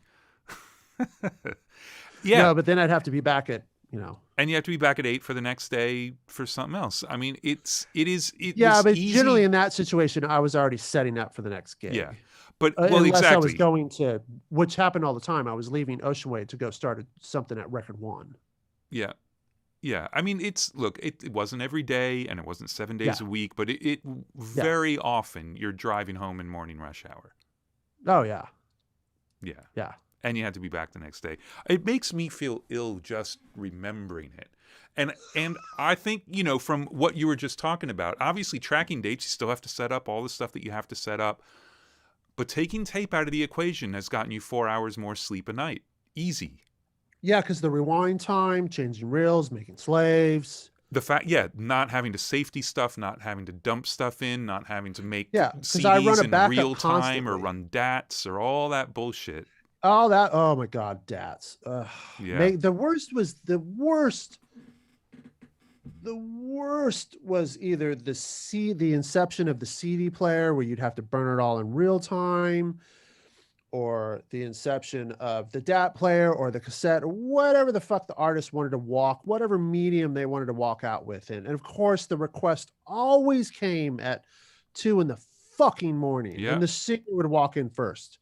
You just spent a week cutting 5 songs. Okay. But the singer was like, okay, I want song 1 here and song 3 here and song 5 there. And you write down a call. And then the guitar player would walk. No, I don't want that order. I want song 5 first. Yeah. Meanwhile, the studio's making $250 an hour to burn a fucking CD, and I'm making. Oh yeah, and they're charging $25 for the blank CD. Yeah, dude. And $3 for that bottle of water you just had. So Exactly. yeah, look. Anyway, it's all good. It's great. Right. Okay. So there's God, other stuff to talk about. I want to talk, but I want to, and I don't mean to keep going back to this sort of question, but I'm just curious because you're so established as both an engineer and a mixer. So the latest Foo Fighters, you don't end up mixing it. Do you? Yeah. Does it bother you when this stuff happens, or is it Yes. just okay? I mean, and it's fine if it does or it doesn't. I'm just curious. And what was different about this? Was this record not like you didn't have as much time to mix as you went, or it's just this was a different day? This was a different day. Right. The only thing that I have to say about this was a different day, and God bless him, Spike Stent ended up mixing it, and there was a couple of times where that people were asking him to be involved in interviews about making the record, and he was like, "What am I going to say? I brightened up the snare." Yeah. And this is like when Spike did a great job, and Spike's a fucking badass. Yep, he's great. And at the same token, he was very, very appreciative. Like, dude, you did all the heavy lifting. I just went in there and cleaned some stuff up and did some vocal rides. Thank you. Yep. So, but yeah, it's But frustrating. like with Tom on the Beck record, everyone has a different take. Stuff Yeah. ends up. Yep. Yeah. Yep. Fair enough. So, fair enough. Fair enough. But be gracious. Dave was extremely gracious and pulled me aside and said, "This is our plan. By the way, you've done an incredible job, but this is our plan." Right. Okay, cool. Um, you know, thank Fair you for enough. saying. He didn't Yeah. have to, No, not at all. because a lot of people don't. They just go, send it to Yeah, send everything to Tom. Oh, send it to Tom. okay. All right. Um, all right, again, we've skipped over a million things. Is there anything in particular we've skipped over that you really, really, really want to talk about? Or do we get on to some Q&A? Because there's I some don't really remember. interesting names in there, like Casey Musgraves. There's some stuff Oh! you mixed that like you're really into, like the Deaf Heaven. I don't know if you want to just real quickly Oh, talk about a sure. couple of things. Yeah, Deaf Heaven was a cool gig, man. So I got a phone call from Justin Metal Johnson's right-hand engineer extraordinaire. And he was like, "Hey man, there's this record I was supposed to be doing, but then a client that I've had going on has just, this project keeps lingering and lingering and lingering, and it's one of those weird situations. Of course I want to do the record with Justin, but um I've kind of committed to a record that I've already started, and it just keeps extending." And I'm like, "Well, I understand that situation, because that happens to me all the time." He's like, "Do you want to take over?" Sure. So I didn't know who the band was. And then I walked into the situation and I was like, "Wow, this is fucking cool." And then I was literally just supposed to be there to overdub vocals, guitars, a little bit of percussion, because the core meat and potato of the record was done and tracked. And so that was happening. But then as the session progressed into several weeks, I was like, "I'm going to say it. Fuck it. I don't care. I'll mix it." "Really?" And then that turned into a whole thing. And then I eventually got the mix, and I was was really, really nervous to mix it, funny enough, because I just didn't want to fuck it up. But there were a couple of times where I felt like I got off the rails a little bit with just trying to be a mix engineer that got in my own head, and this doesn't feel right. It doesn't sound right. I'm going to make it this. Fuck it. And that wasn't the right call at all. So they were all really good collectively, Justin and the band, of just putting notes together saying, "Okay, bring it back over this way." And it was really quick for me to get back to that Right. direction. So that was a lot of fun. That was a lot of fun. And I obviously, I really mean, enjoyed you've it. known Justin for years from the Beck band Yeah, stuff and all of Beck, that. But yeah. had you mixed for him before? Only one thing years and years ago when he was kind of starting to produce. It was a complete indie thing, and that was the one thing that I'd done for him. I'd done a handful of engineering for him here or there, but not mixing. Right. And then that happened, and then about 6 months later, he came back and he was like, "Hey, I got another project I want you to mix." I'm like, "Cool. What is it?" "It's a girl named Poppy." And I heard the first thing and I was like, "Oh, she's such a badass. Oh my God." So I was really excited to do work on that. So it's kind of like I had two really cool, sonically fucking amazing heavy records coming out back to Right. back. So I was very excited about that. Nice. Yeah. Well, and I mentioned Casey And at the same Musgraves. token, doing go Reba ahead. McEntire Right. acoustic, Of course. Obviously. which I didn't tell Reba. And was that a Dave Cobb thing, or what was the That was Reba Dave record? Cobb Yeah. thing. Yeah. Yeah. It's also, I mean, What's you've got such a great group of producers you work with now who have absolutely nothing to do with each other. yeah, yeah, yeah. Yeah, and it is nice because I'll say this, like it's obviously it's like for me, like to get a call to do a record with Def Haven and Poppy and or the Foo Fighters, I'm like, yes, let's do it. Um, and at the same token, you know, all this was going on, and we were doing the DG stuff, the Foo Fighters covers of the Bee Gees songs, so that Right. was all like circling around each other. But then at a different token, to get a phone call like, hey man, I need you to come out for Reba, acoustic record for Reba. I'm like, okay. It just so different. And I'm a Reba McEntire fan, so it was a really big deal for me. And she was a sweetheart and a lovely human being and still a badass. And more importantly, oh my God, dude, the songs are so good. Ugh.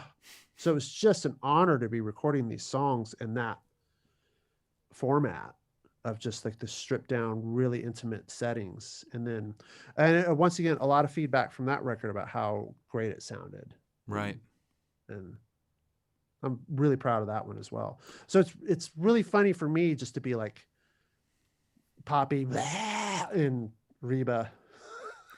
And do you find with the different producers that you end up having a slightly different style, or you're just always you? I'm always me. I'll say this though. It was really, I learned a hard lesson with Reba, was because I was told this is a Reba acoustic record. So in my mind, I was like, well, maybe I shouldn't implement the same mindset of, say, Beck Morning Phase or Foo Fighters and implement that into the tracking of Reba. And so the first day I came in and I got good sounds, thinking I would leave myself wiggle room for processing, quote unquote, post in the mixing. And that really bothered Dave. He was like, dude, it sounds just flat. That's not you. And so this was the first day. And so, you know, like luckily I was able to go in and reprocess some stuff and on the first two songs, and not like we had to recut. Okay. Right. But then the second day I was like, okay, dude, I'm so sorry. I just had this mindset of like, no, let me just record it really clean, da da da. And he's like, no, fuck that. That's not why I hired you. So yeah, okay. So now like all tube needles are dancing for the second day, and people are walking in. Oh, it sounds amazing there. You know, I'm like, okay, why didn't I just? So Right. don't do that anymore. If And somebody again, hires this you is to do mostly something, EQ, unless they specifically right? tell you, don't put any processing on it. Just, you know, turn the pre-up, a little EQ. That's fine. Then obviously, I think they're hiring me to do my thing, and my thing is needles usually dance. Right. While things are being recorded. So. Nice. Yeah. Funny. Yeah. So you got in trouble for not being you. Yes. I got in trouble for not being me. Well, I think the moral of this story is always be yourself.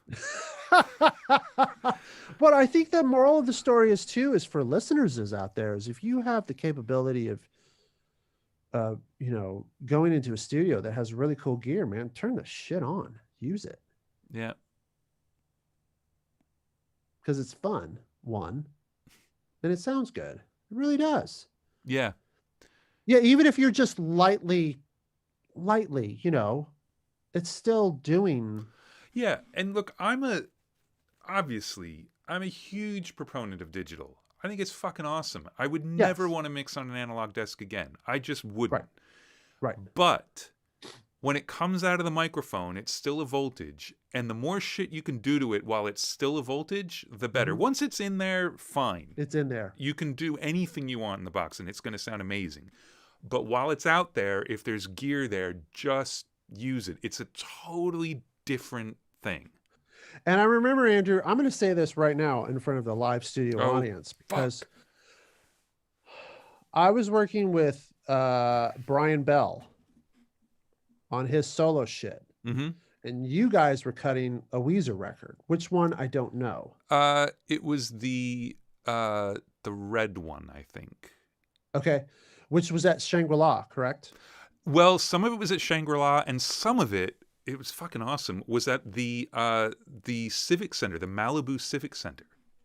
Oh, which was crazy. Basically, it's a venue. Okay.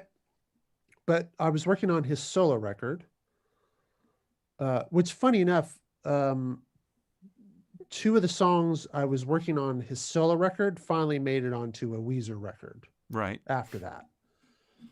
But anywho, so we were finishing up the couple days of mixing or whatever it was, and he was like, Andrew's engineer was like, "Oh, cool, man. Yeah, I'm friends with Andrew. Love that guy, blah, blah, blah." He's like, "Hey, you want to hear something?" He's like, "Yeah." So I gave me the CD, funny enough, and I put the CD in the CD player, and I hit play in my room on my speakers, and I just went, "Fuck me, that sounds good." Wow, thank God for that. I knew there was a fuck at the beginning of that, but I didn't know what it was going to be. And that's when I was just like, "Oh my God, Andrew's like me. He just goes for it as well." And he was, and Brian had said, "Yeah, this is just the latest rough of, there's still more shit to do," or blah, blah, blah. Well, that's very nice to hear. I got to say, man, because we did cut a bunch of stuff at Shangri-La, but then when we moved to the Civic Center, it was a venue that, I don't know, maybe it held 200 people, 250 people, something like that. I don't know. But, Okay. A stage and seats. But they had built a control room, and I think Tony Berg had sort of consulted on it or whatever, and there was a control room upstairs, not even facing the stage, because the projection booth was facing the stage and lights. So there was like the corner, and you couldn't see the stage at all. There was like a video hookup or something with an API in there. And the first day we set up, and I was up there and the band's out there, and I kept having to run to the like projection booth and yell down because the little talkback, it was just a fucking nightmare. And then I looked down and I'm like, there's a front of house board, and it's a Midas. And those boards sound amazing. Like, there's nothing in them. They're like as close to an API as you're going to get with a live desk. There's just I didn't know fast as hell. The EQ is fine. And I'm like, you know what? If we took out a row of seats, I could get a BCM10 and a little API down there, and that's what we're going to do. And that's the way we track the rest of the record. Were you on Pro Tools or tape? This was on Pro Tools. Okay, cool. On Pro Tools. But yeah, so sitting in the audience, and they were set up on stage. Cool. And we tracked the record that way, and it was awesome. Did you wear headphones or just... Wore headphones while we were tracking, and then they'd like wander out and sit in the seats, and we'd listen back on a pair of Proax. And oh, cool. Yeah. Great, man. That's awesome. Yeah, it was fun. But that's Midas analog desks sound great. Great mic pre's, really flexible EQ, and nothing in them. Like, Dalcon, like not quite that clean, but it's that same sort of thing. So did you track on the Midas though? I used mostly the API and the Neve mic pre's, but there was a bunch of stuff going through the Midas as well. Like cool. Extra guitar amps and all that kind of stuff. Yeah. Sure. Yeah. Wow. So that was fun. Really, I mean, that's such a cool way of. Yeah. I kind of like have like a good dream about doing something in that situation, like going to a hall or a cool church and setting up and. Yeah, and it forces you to do things in a different way because you have to. Yeah. Which is kind of cool. Yep. So, should we get Mark in here? Yeah. Let's get Mark in here. Mark, wake up from your nap. Mark. What's going on? What's happening? Where am I? Who are you guys? Get out of my room. Trying to take a nap. You guys are talking about records.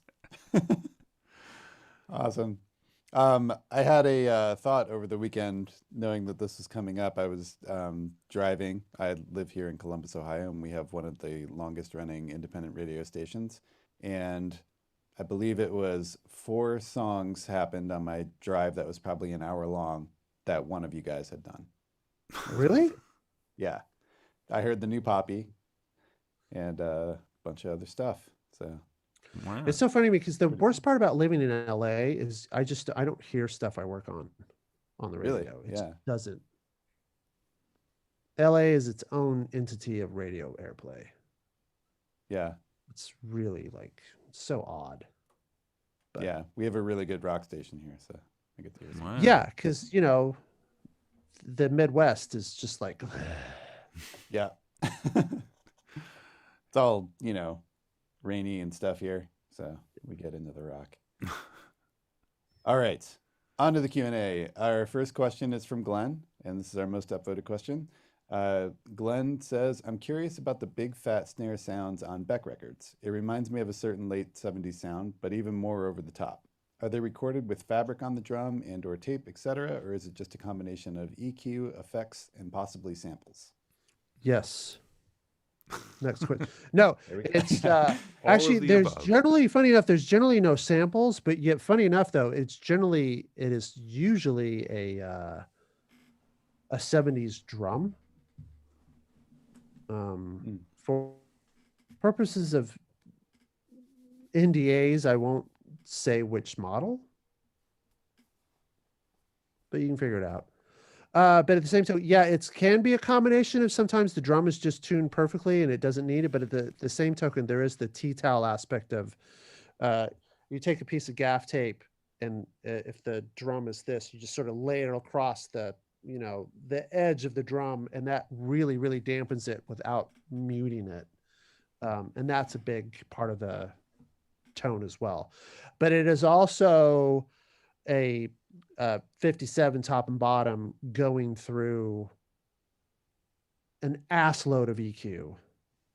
It just is.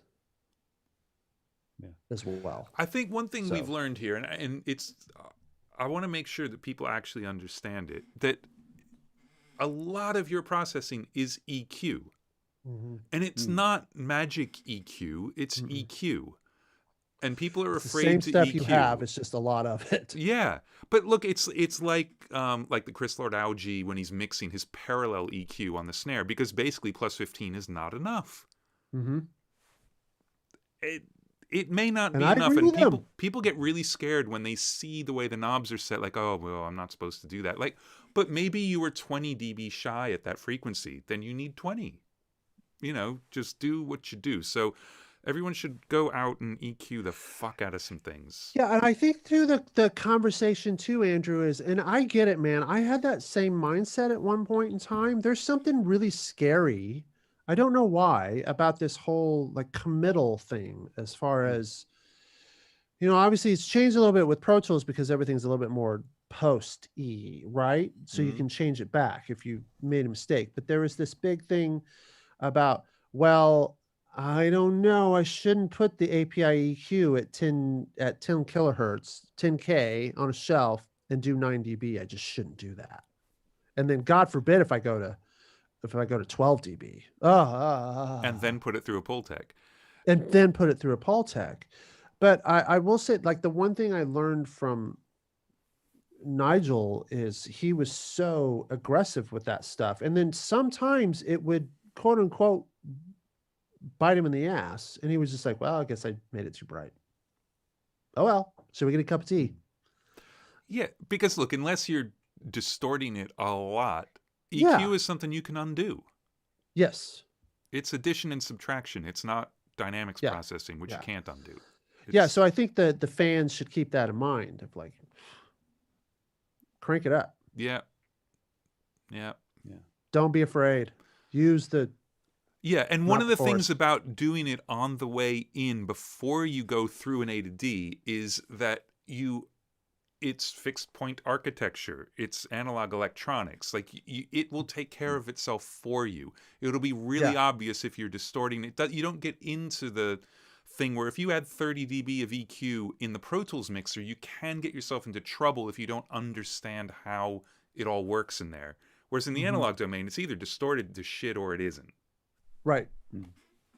Right. Correct. Awesome. Okay, next question is from Steve Goodburn, and he says, hi, Andrew and Darrell.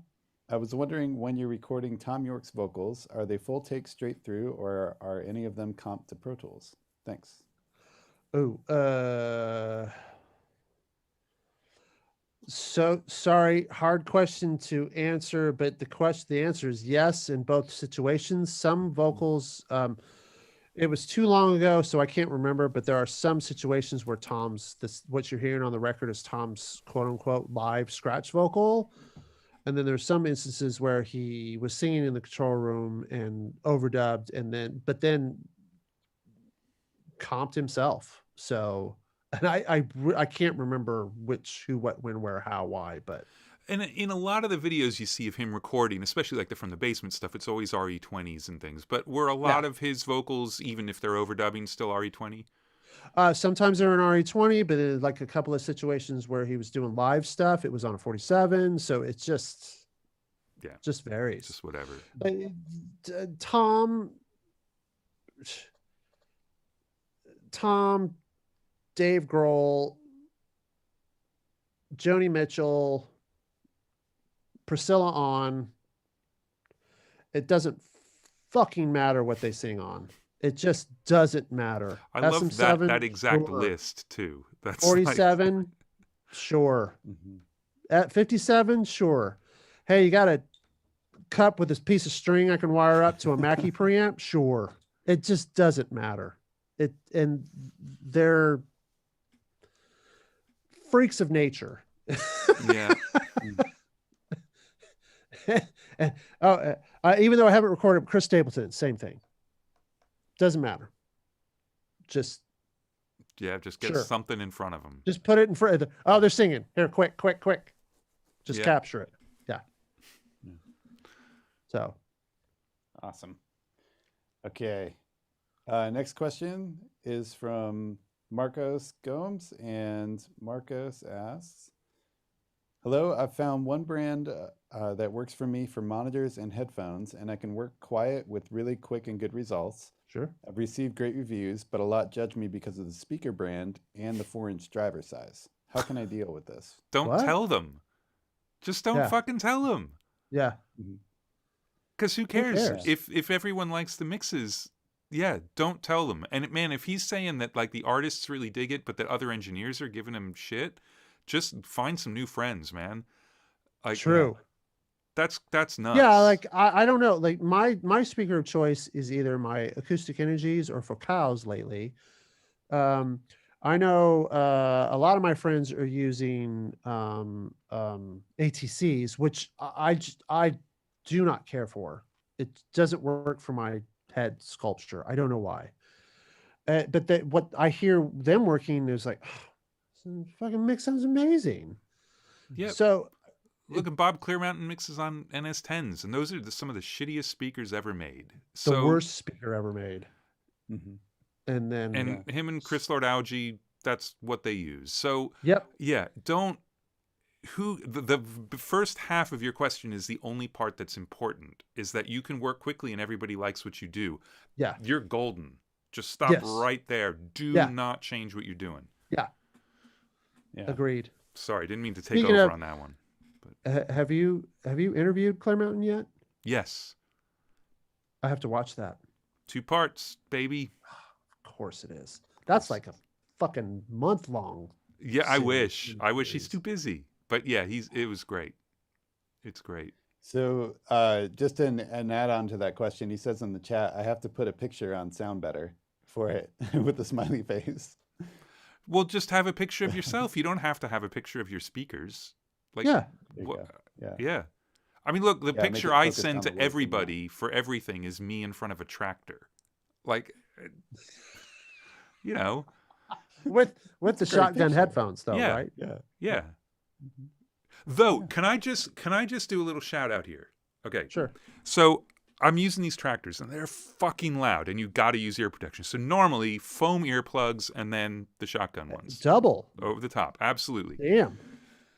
I got a pair of the headphones in a bra. The noise reduction on these is so fucking good that I can actually listen to something on the tractor with no earplugs. Oh, those are the APPLEs? Yes, the Apple AirPod Pro Maxes. The noise cancellation on these things is unreal. I have no idea what the hell they're doing, but it works so well. I feel like the noise cancellation on their just the AirPod Pros Mm. is, because I just took a really, some planes are noisier than others. Yeah, and it depends how far back you're sitting. If you're behind the Yeah, engines, yeah, it's the whole nuts. 9 yards, but you definitely notice like newer airlines like 737-800s or newer Airbuses, those planes are really freaking quiet. Whereas if you fly like something 737-2, 3, or 400s, those are noisy beasts, man. Like really. So I threw in my AirPod Pros and turned on the noise cancellation on them, and I was like, oh, Yeah, and they managed to do it, and the music still sounds pretty good. yeah. Like it's astonishing, absolutely astonishing. So anyway, that's my my tractor tip. If you're driving a tractor, it's worth the money to get the Maxes. Are you checking your binaural Atmos mixes on those? I am absolutely. Export as an MP4, put it on the phone, listen on those. You got to, yeah. Yep. Awesome. Okay.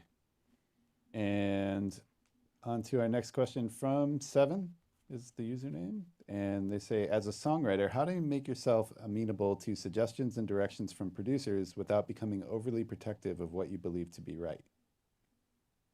Did you say songwriter? Yeah. As a songwriter, yeah. So as the artist, Well, I'm not a coming from you songwriter guys talking though. about that earlier, yeah.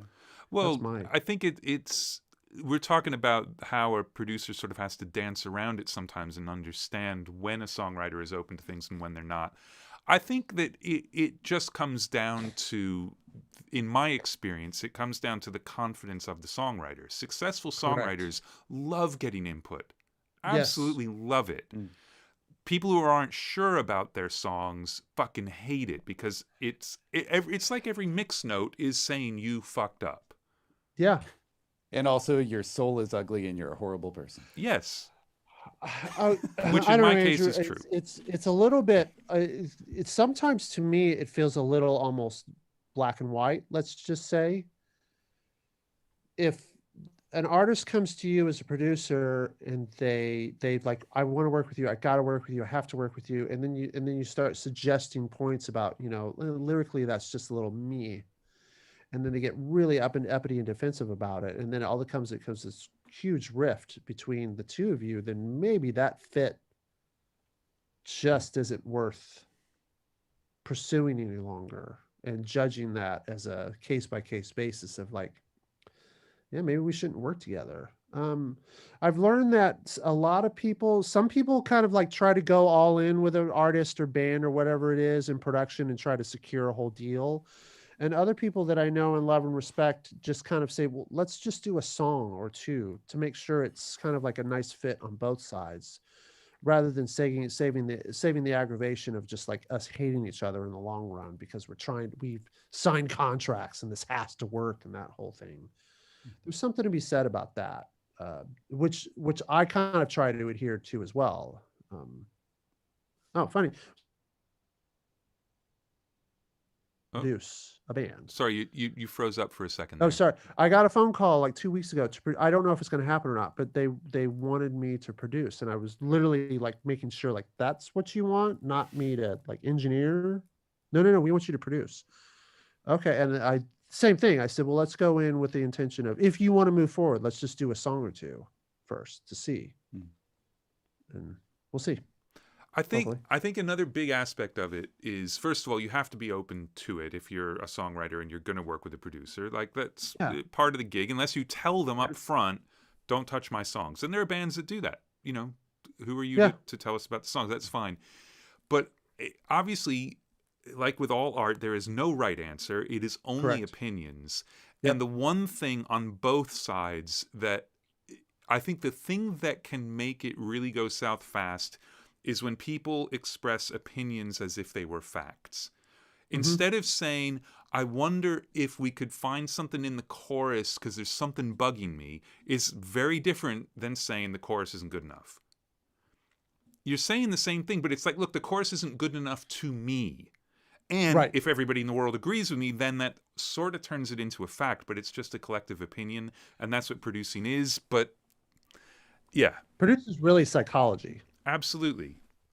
Absolutely. So, and I think that it's something where you can, if you're working with a producer as a songwriter and you're not really digging the way they're giving the input, decide whether it's the actual creative input or whether it's the way they're doing it. And if it's the way they're doing it, usually you can have a conversation and say, look, I know it's ridiculous because you're going to say the same thing, but if you could word it like this, then it wouldn't get my back up and we might actually be able to work together. And most Right. people are cool about it.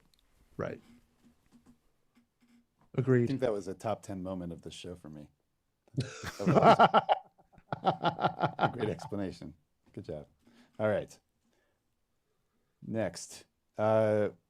This question is from Zachary Spitzer, and he asks, would you say it's easier to produce and engineer if you're genuinely more interested in the project?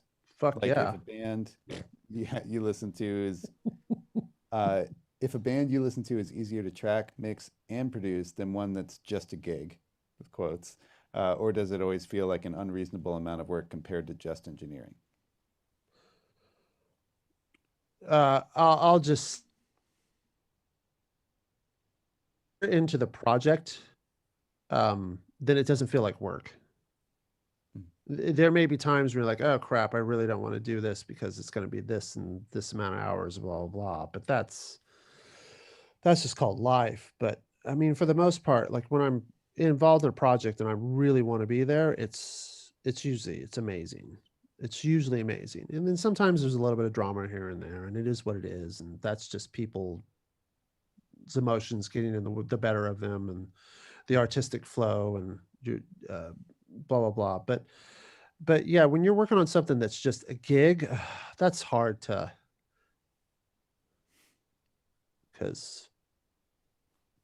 but I mean, I do gigs all the time Mhm.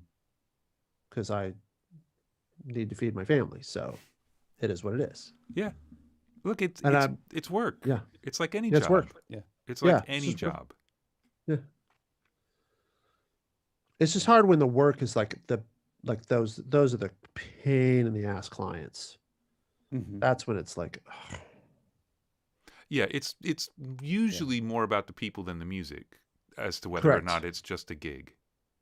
Right. Right. Well said. Next question from Seven, kind of going back to what we were just talking about. What can an artist do to support the producer? Shut up and listen. We talk about it. Look, we talk about it in the context of production all the time, where we say it takes less time to try out a band member's idea than it does to talk them out of it, and it's a much better outcome to try it and have it kind of suck, and everyone's like, yeah, it didn't work, whatever, and you move on, Right. and it doesn't become a big deal. But that's just it's a two-way street. You just do exactly the same thing as the artist to the producer. There's very little investment you have to make to try something. Yep. It doesn't mean you have to go with it. You've got to Yeah. be strong as an artist to say, wow, I really don't like that. But Right. my point is always by trying it, what you usually do is you find out why did they make the suggestion in the first place? Because the what of it doesn't fucking matter. It's the why. And if it's that they don't feel like the chorus is lifting, their idea of how to lift the chorus could suck to you. You might hate it, but you'll say, okay, now I hear what it is we're trying to do, and you'll come up with a different way to do it, and then everyone's going to be happy. I need to get better at that. We all do. We all do. It's very hard, especially when you think you've got a great idea for how something's going to work. It's really difficult to like either hear it not be as good as you thought, or you think it is as good as you thought and people don't like it, or it sucks. Well, I think my kind of like the outside looking in. This is coming from a guy who works with a lot of producers, and seeing all of their different mindsets of like how they approach each and every situation is, but they spend a lot of energy talking a band into an idea and or an artist into an idea. And my thing is always, well, why the fuck did you hire him then? Hmm. You hired him because of his his sonic footprint and ideas. So why are you constantly questioning it and making it harder? But so many people come into this situation in the scenario and do that. But at the same token, some people don't. Some people actually just say, oh my God, I'm paying so-and-so to do his thing, and I want to see what that thing is. Yeah. And then maybe towards the end of it, I can say, you know, dude, we did this. I don't really like that. And we did that. I like that. But then we did this. And I didn't really like that. So can we work on changing those? And the producer would probably be like, yeah, what's bothering you about it? Let's figure out why, you know, that kind of thing. And I got to say, because the person asking the question, I mean, this is two questions very much in the same vein. And if this is specific, you might be working with the wrong producer. You might just be working with someone right now who you don't see eye to eye on, like where you're going. And you need someone who's going to help you make your record. But you need somebody to challenge you and to call you out on stuff and whatever. I think that's a really healthy thing, but it's got to be someone who you can live with. And I've heard from other artists on the other side of the coin, artists who have told me this, where they said, well, we worked with a so-and-so producer and it was one of the worst experiences I've ever had in the studio, but however, it was the best record I ever made. Yeah. Yeah, there's a lot of debate. There's a lot of that. A lot in my own head about, would you rather make the band's favorite record or their most popular record? Which would you rather do? And I've always been on the side of the band's favorite record, which is why I'm not a good producer. Right. Okay. There we go. I'm talking too much. These are for Darrell. No, you're not. I feel like okay. Next question. This one's from Seven again. So he says, a level question, so levels. It seems folks have got it in their heads that one no longer needs to record hot. The headroom's great, yet when brought up to usable levels, a lot of noise, unintended sound events, peaks, and poor performance rears its head. What's the best level to shoot for when recording in the digital realm?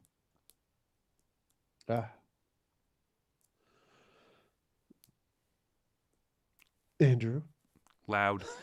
What just came up there is that, I mean, it doesn't matter what level you record it at for what you're talking about. Like, if you can't hear that there are bad performances and noises and things like that, you need to monitor louder then. If you want to cut at those levels because you want it for whatever reason, I don't want to get into it because this is a black hole of bullshit that I will not go down.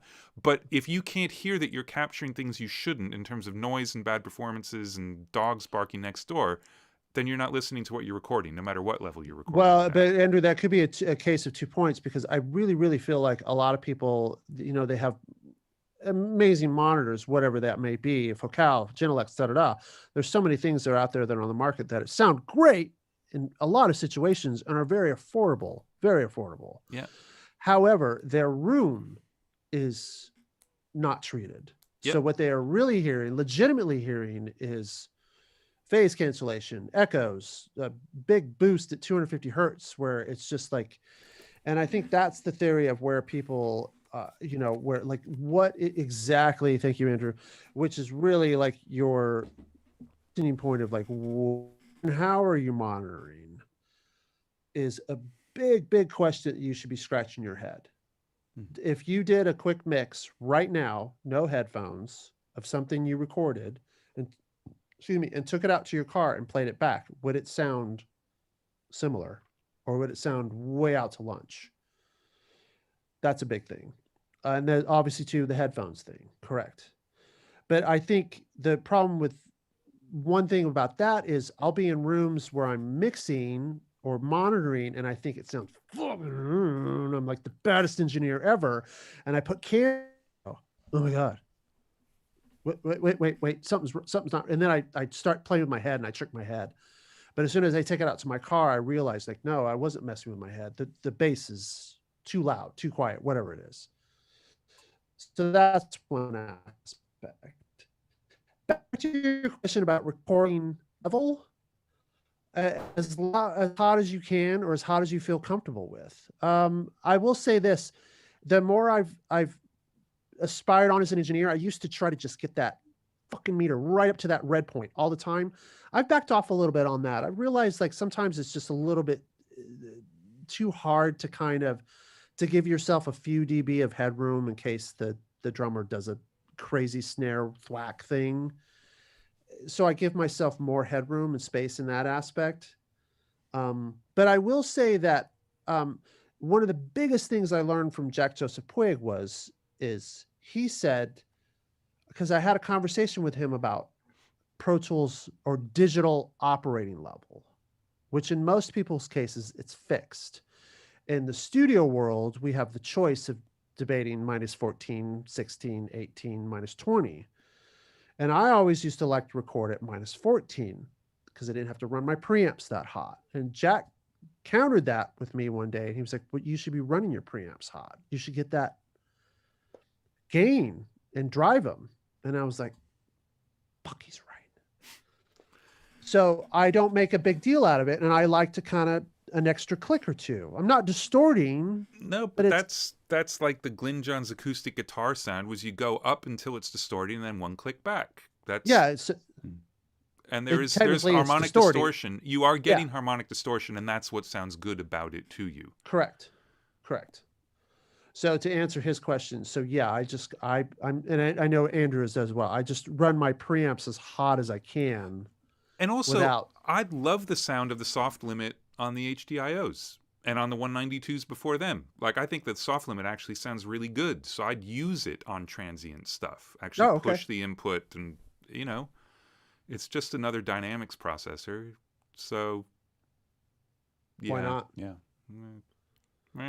No bit left behind.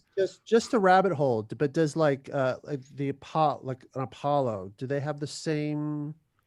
Any idea of soft limiting in those? I'm trying to remember. Units? I don't think so. I think you'd have to put a plugin in. I mean, that's what all the Unison zero latency plugins would be. Okay. So, but I don't think there's one on the analog side. Whereas the soft limit on the Avid stuff is an analog limiter. Right. Yeah. And just to go back to that no bit left behind thing, I said it as a joke, but you can get software. It's really easy to get it for Windows. That's a bit scope, so you can actually see the bits. You have to turn it down so much before a bit stops moving. So this idea of using all the bits, you're always using all the bits. Don't worry about it. Just record. Get above your noise floor and record. Right. Yeah. That's great. Okay, I have one more question for both of you guys. That was a good tangent, by the way, Andrew. Yeah, it's my thing. It's tangents. This whole interview series is just one big tangent. So, as in your tracking engineer roles, this is for both of you. When you're at Ocean Way or anywhere else, and you're going in to set up for a band, how much of a conversation, or what is the conversation like with the producer, assuming you have one, about the types of sounds that you're going to be getting? Or is it just, I'm going to see what the drummer comes in with and try to make that sound good?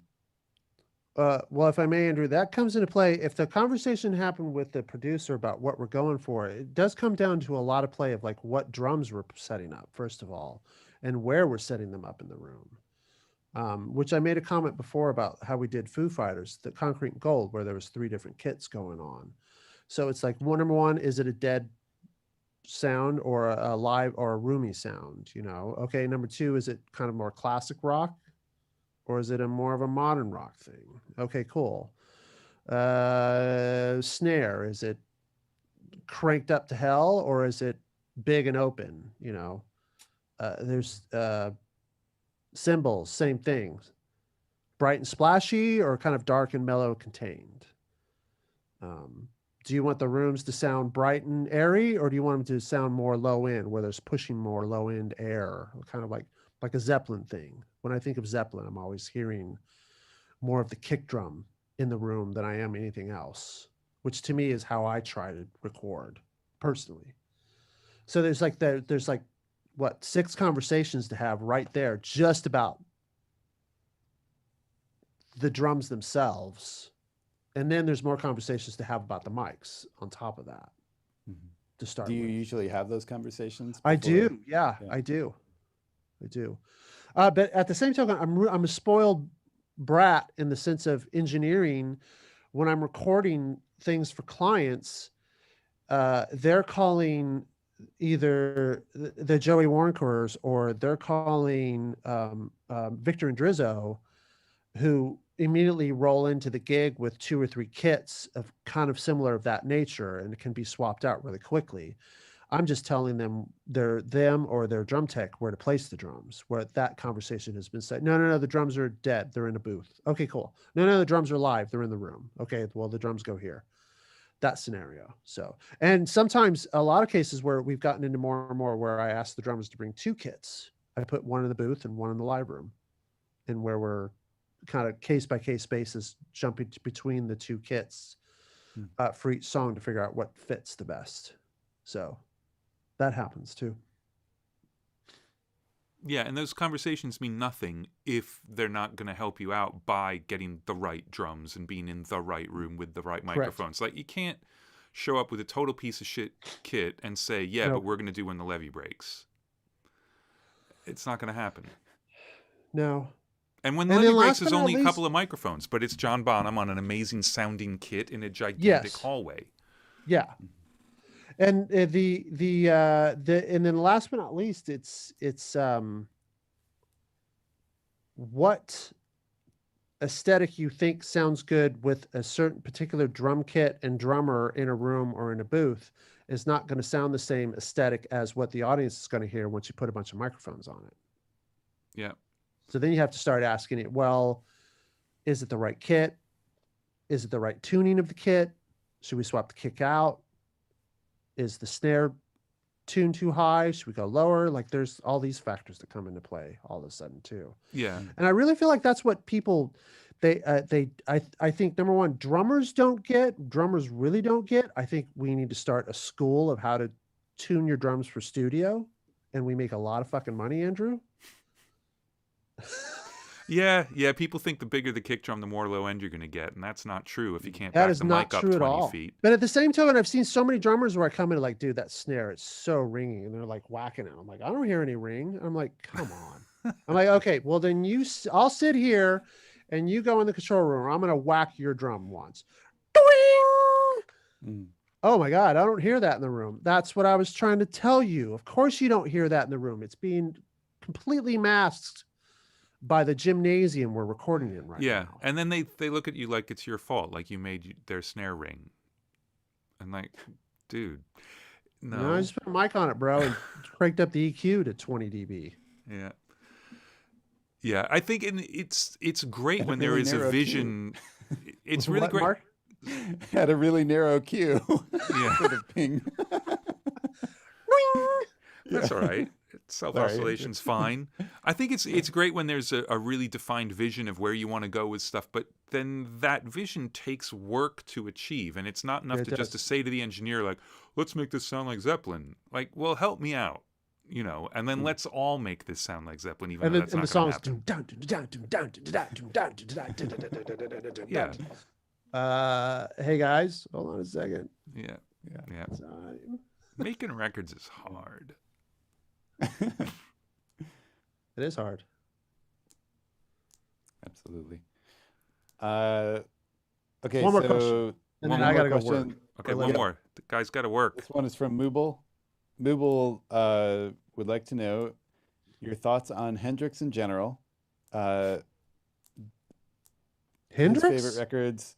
Yeah, the work of Eddie Kramer. Guitar player? Yes. And is there any song you would like to have the stems to make a new mix from a Hendrix song? Question goes to both of you. And thanks for being here. Wow, that was a good one. You first, I guess.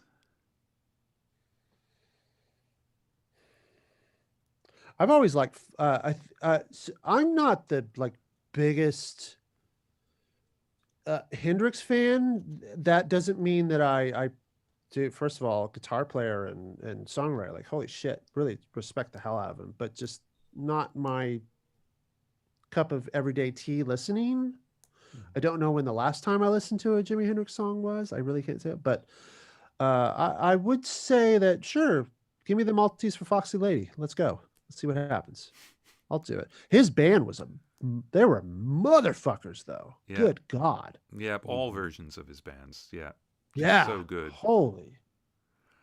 I have no interest in getting the stems for anything that I like, to be honest.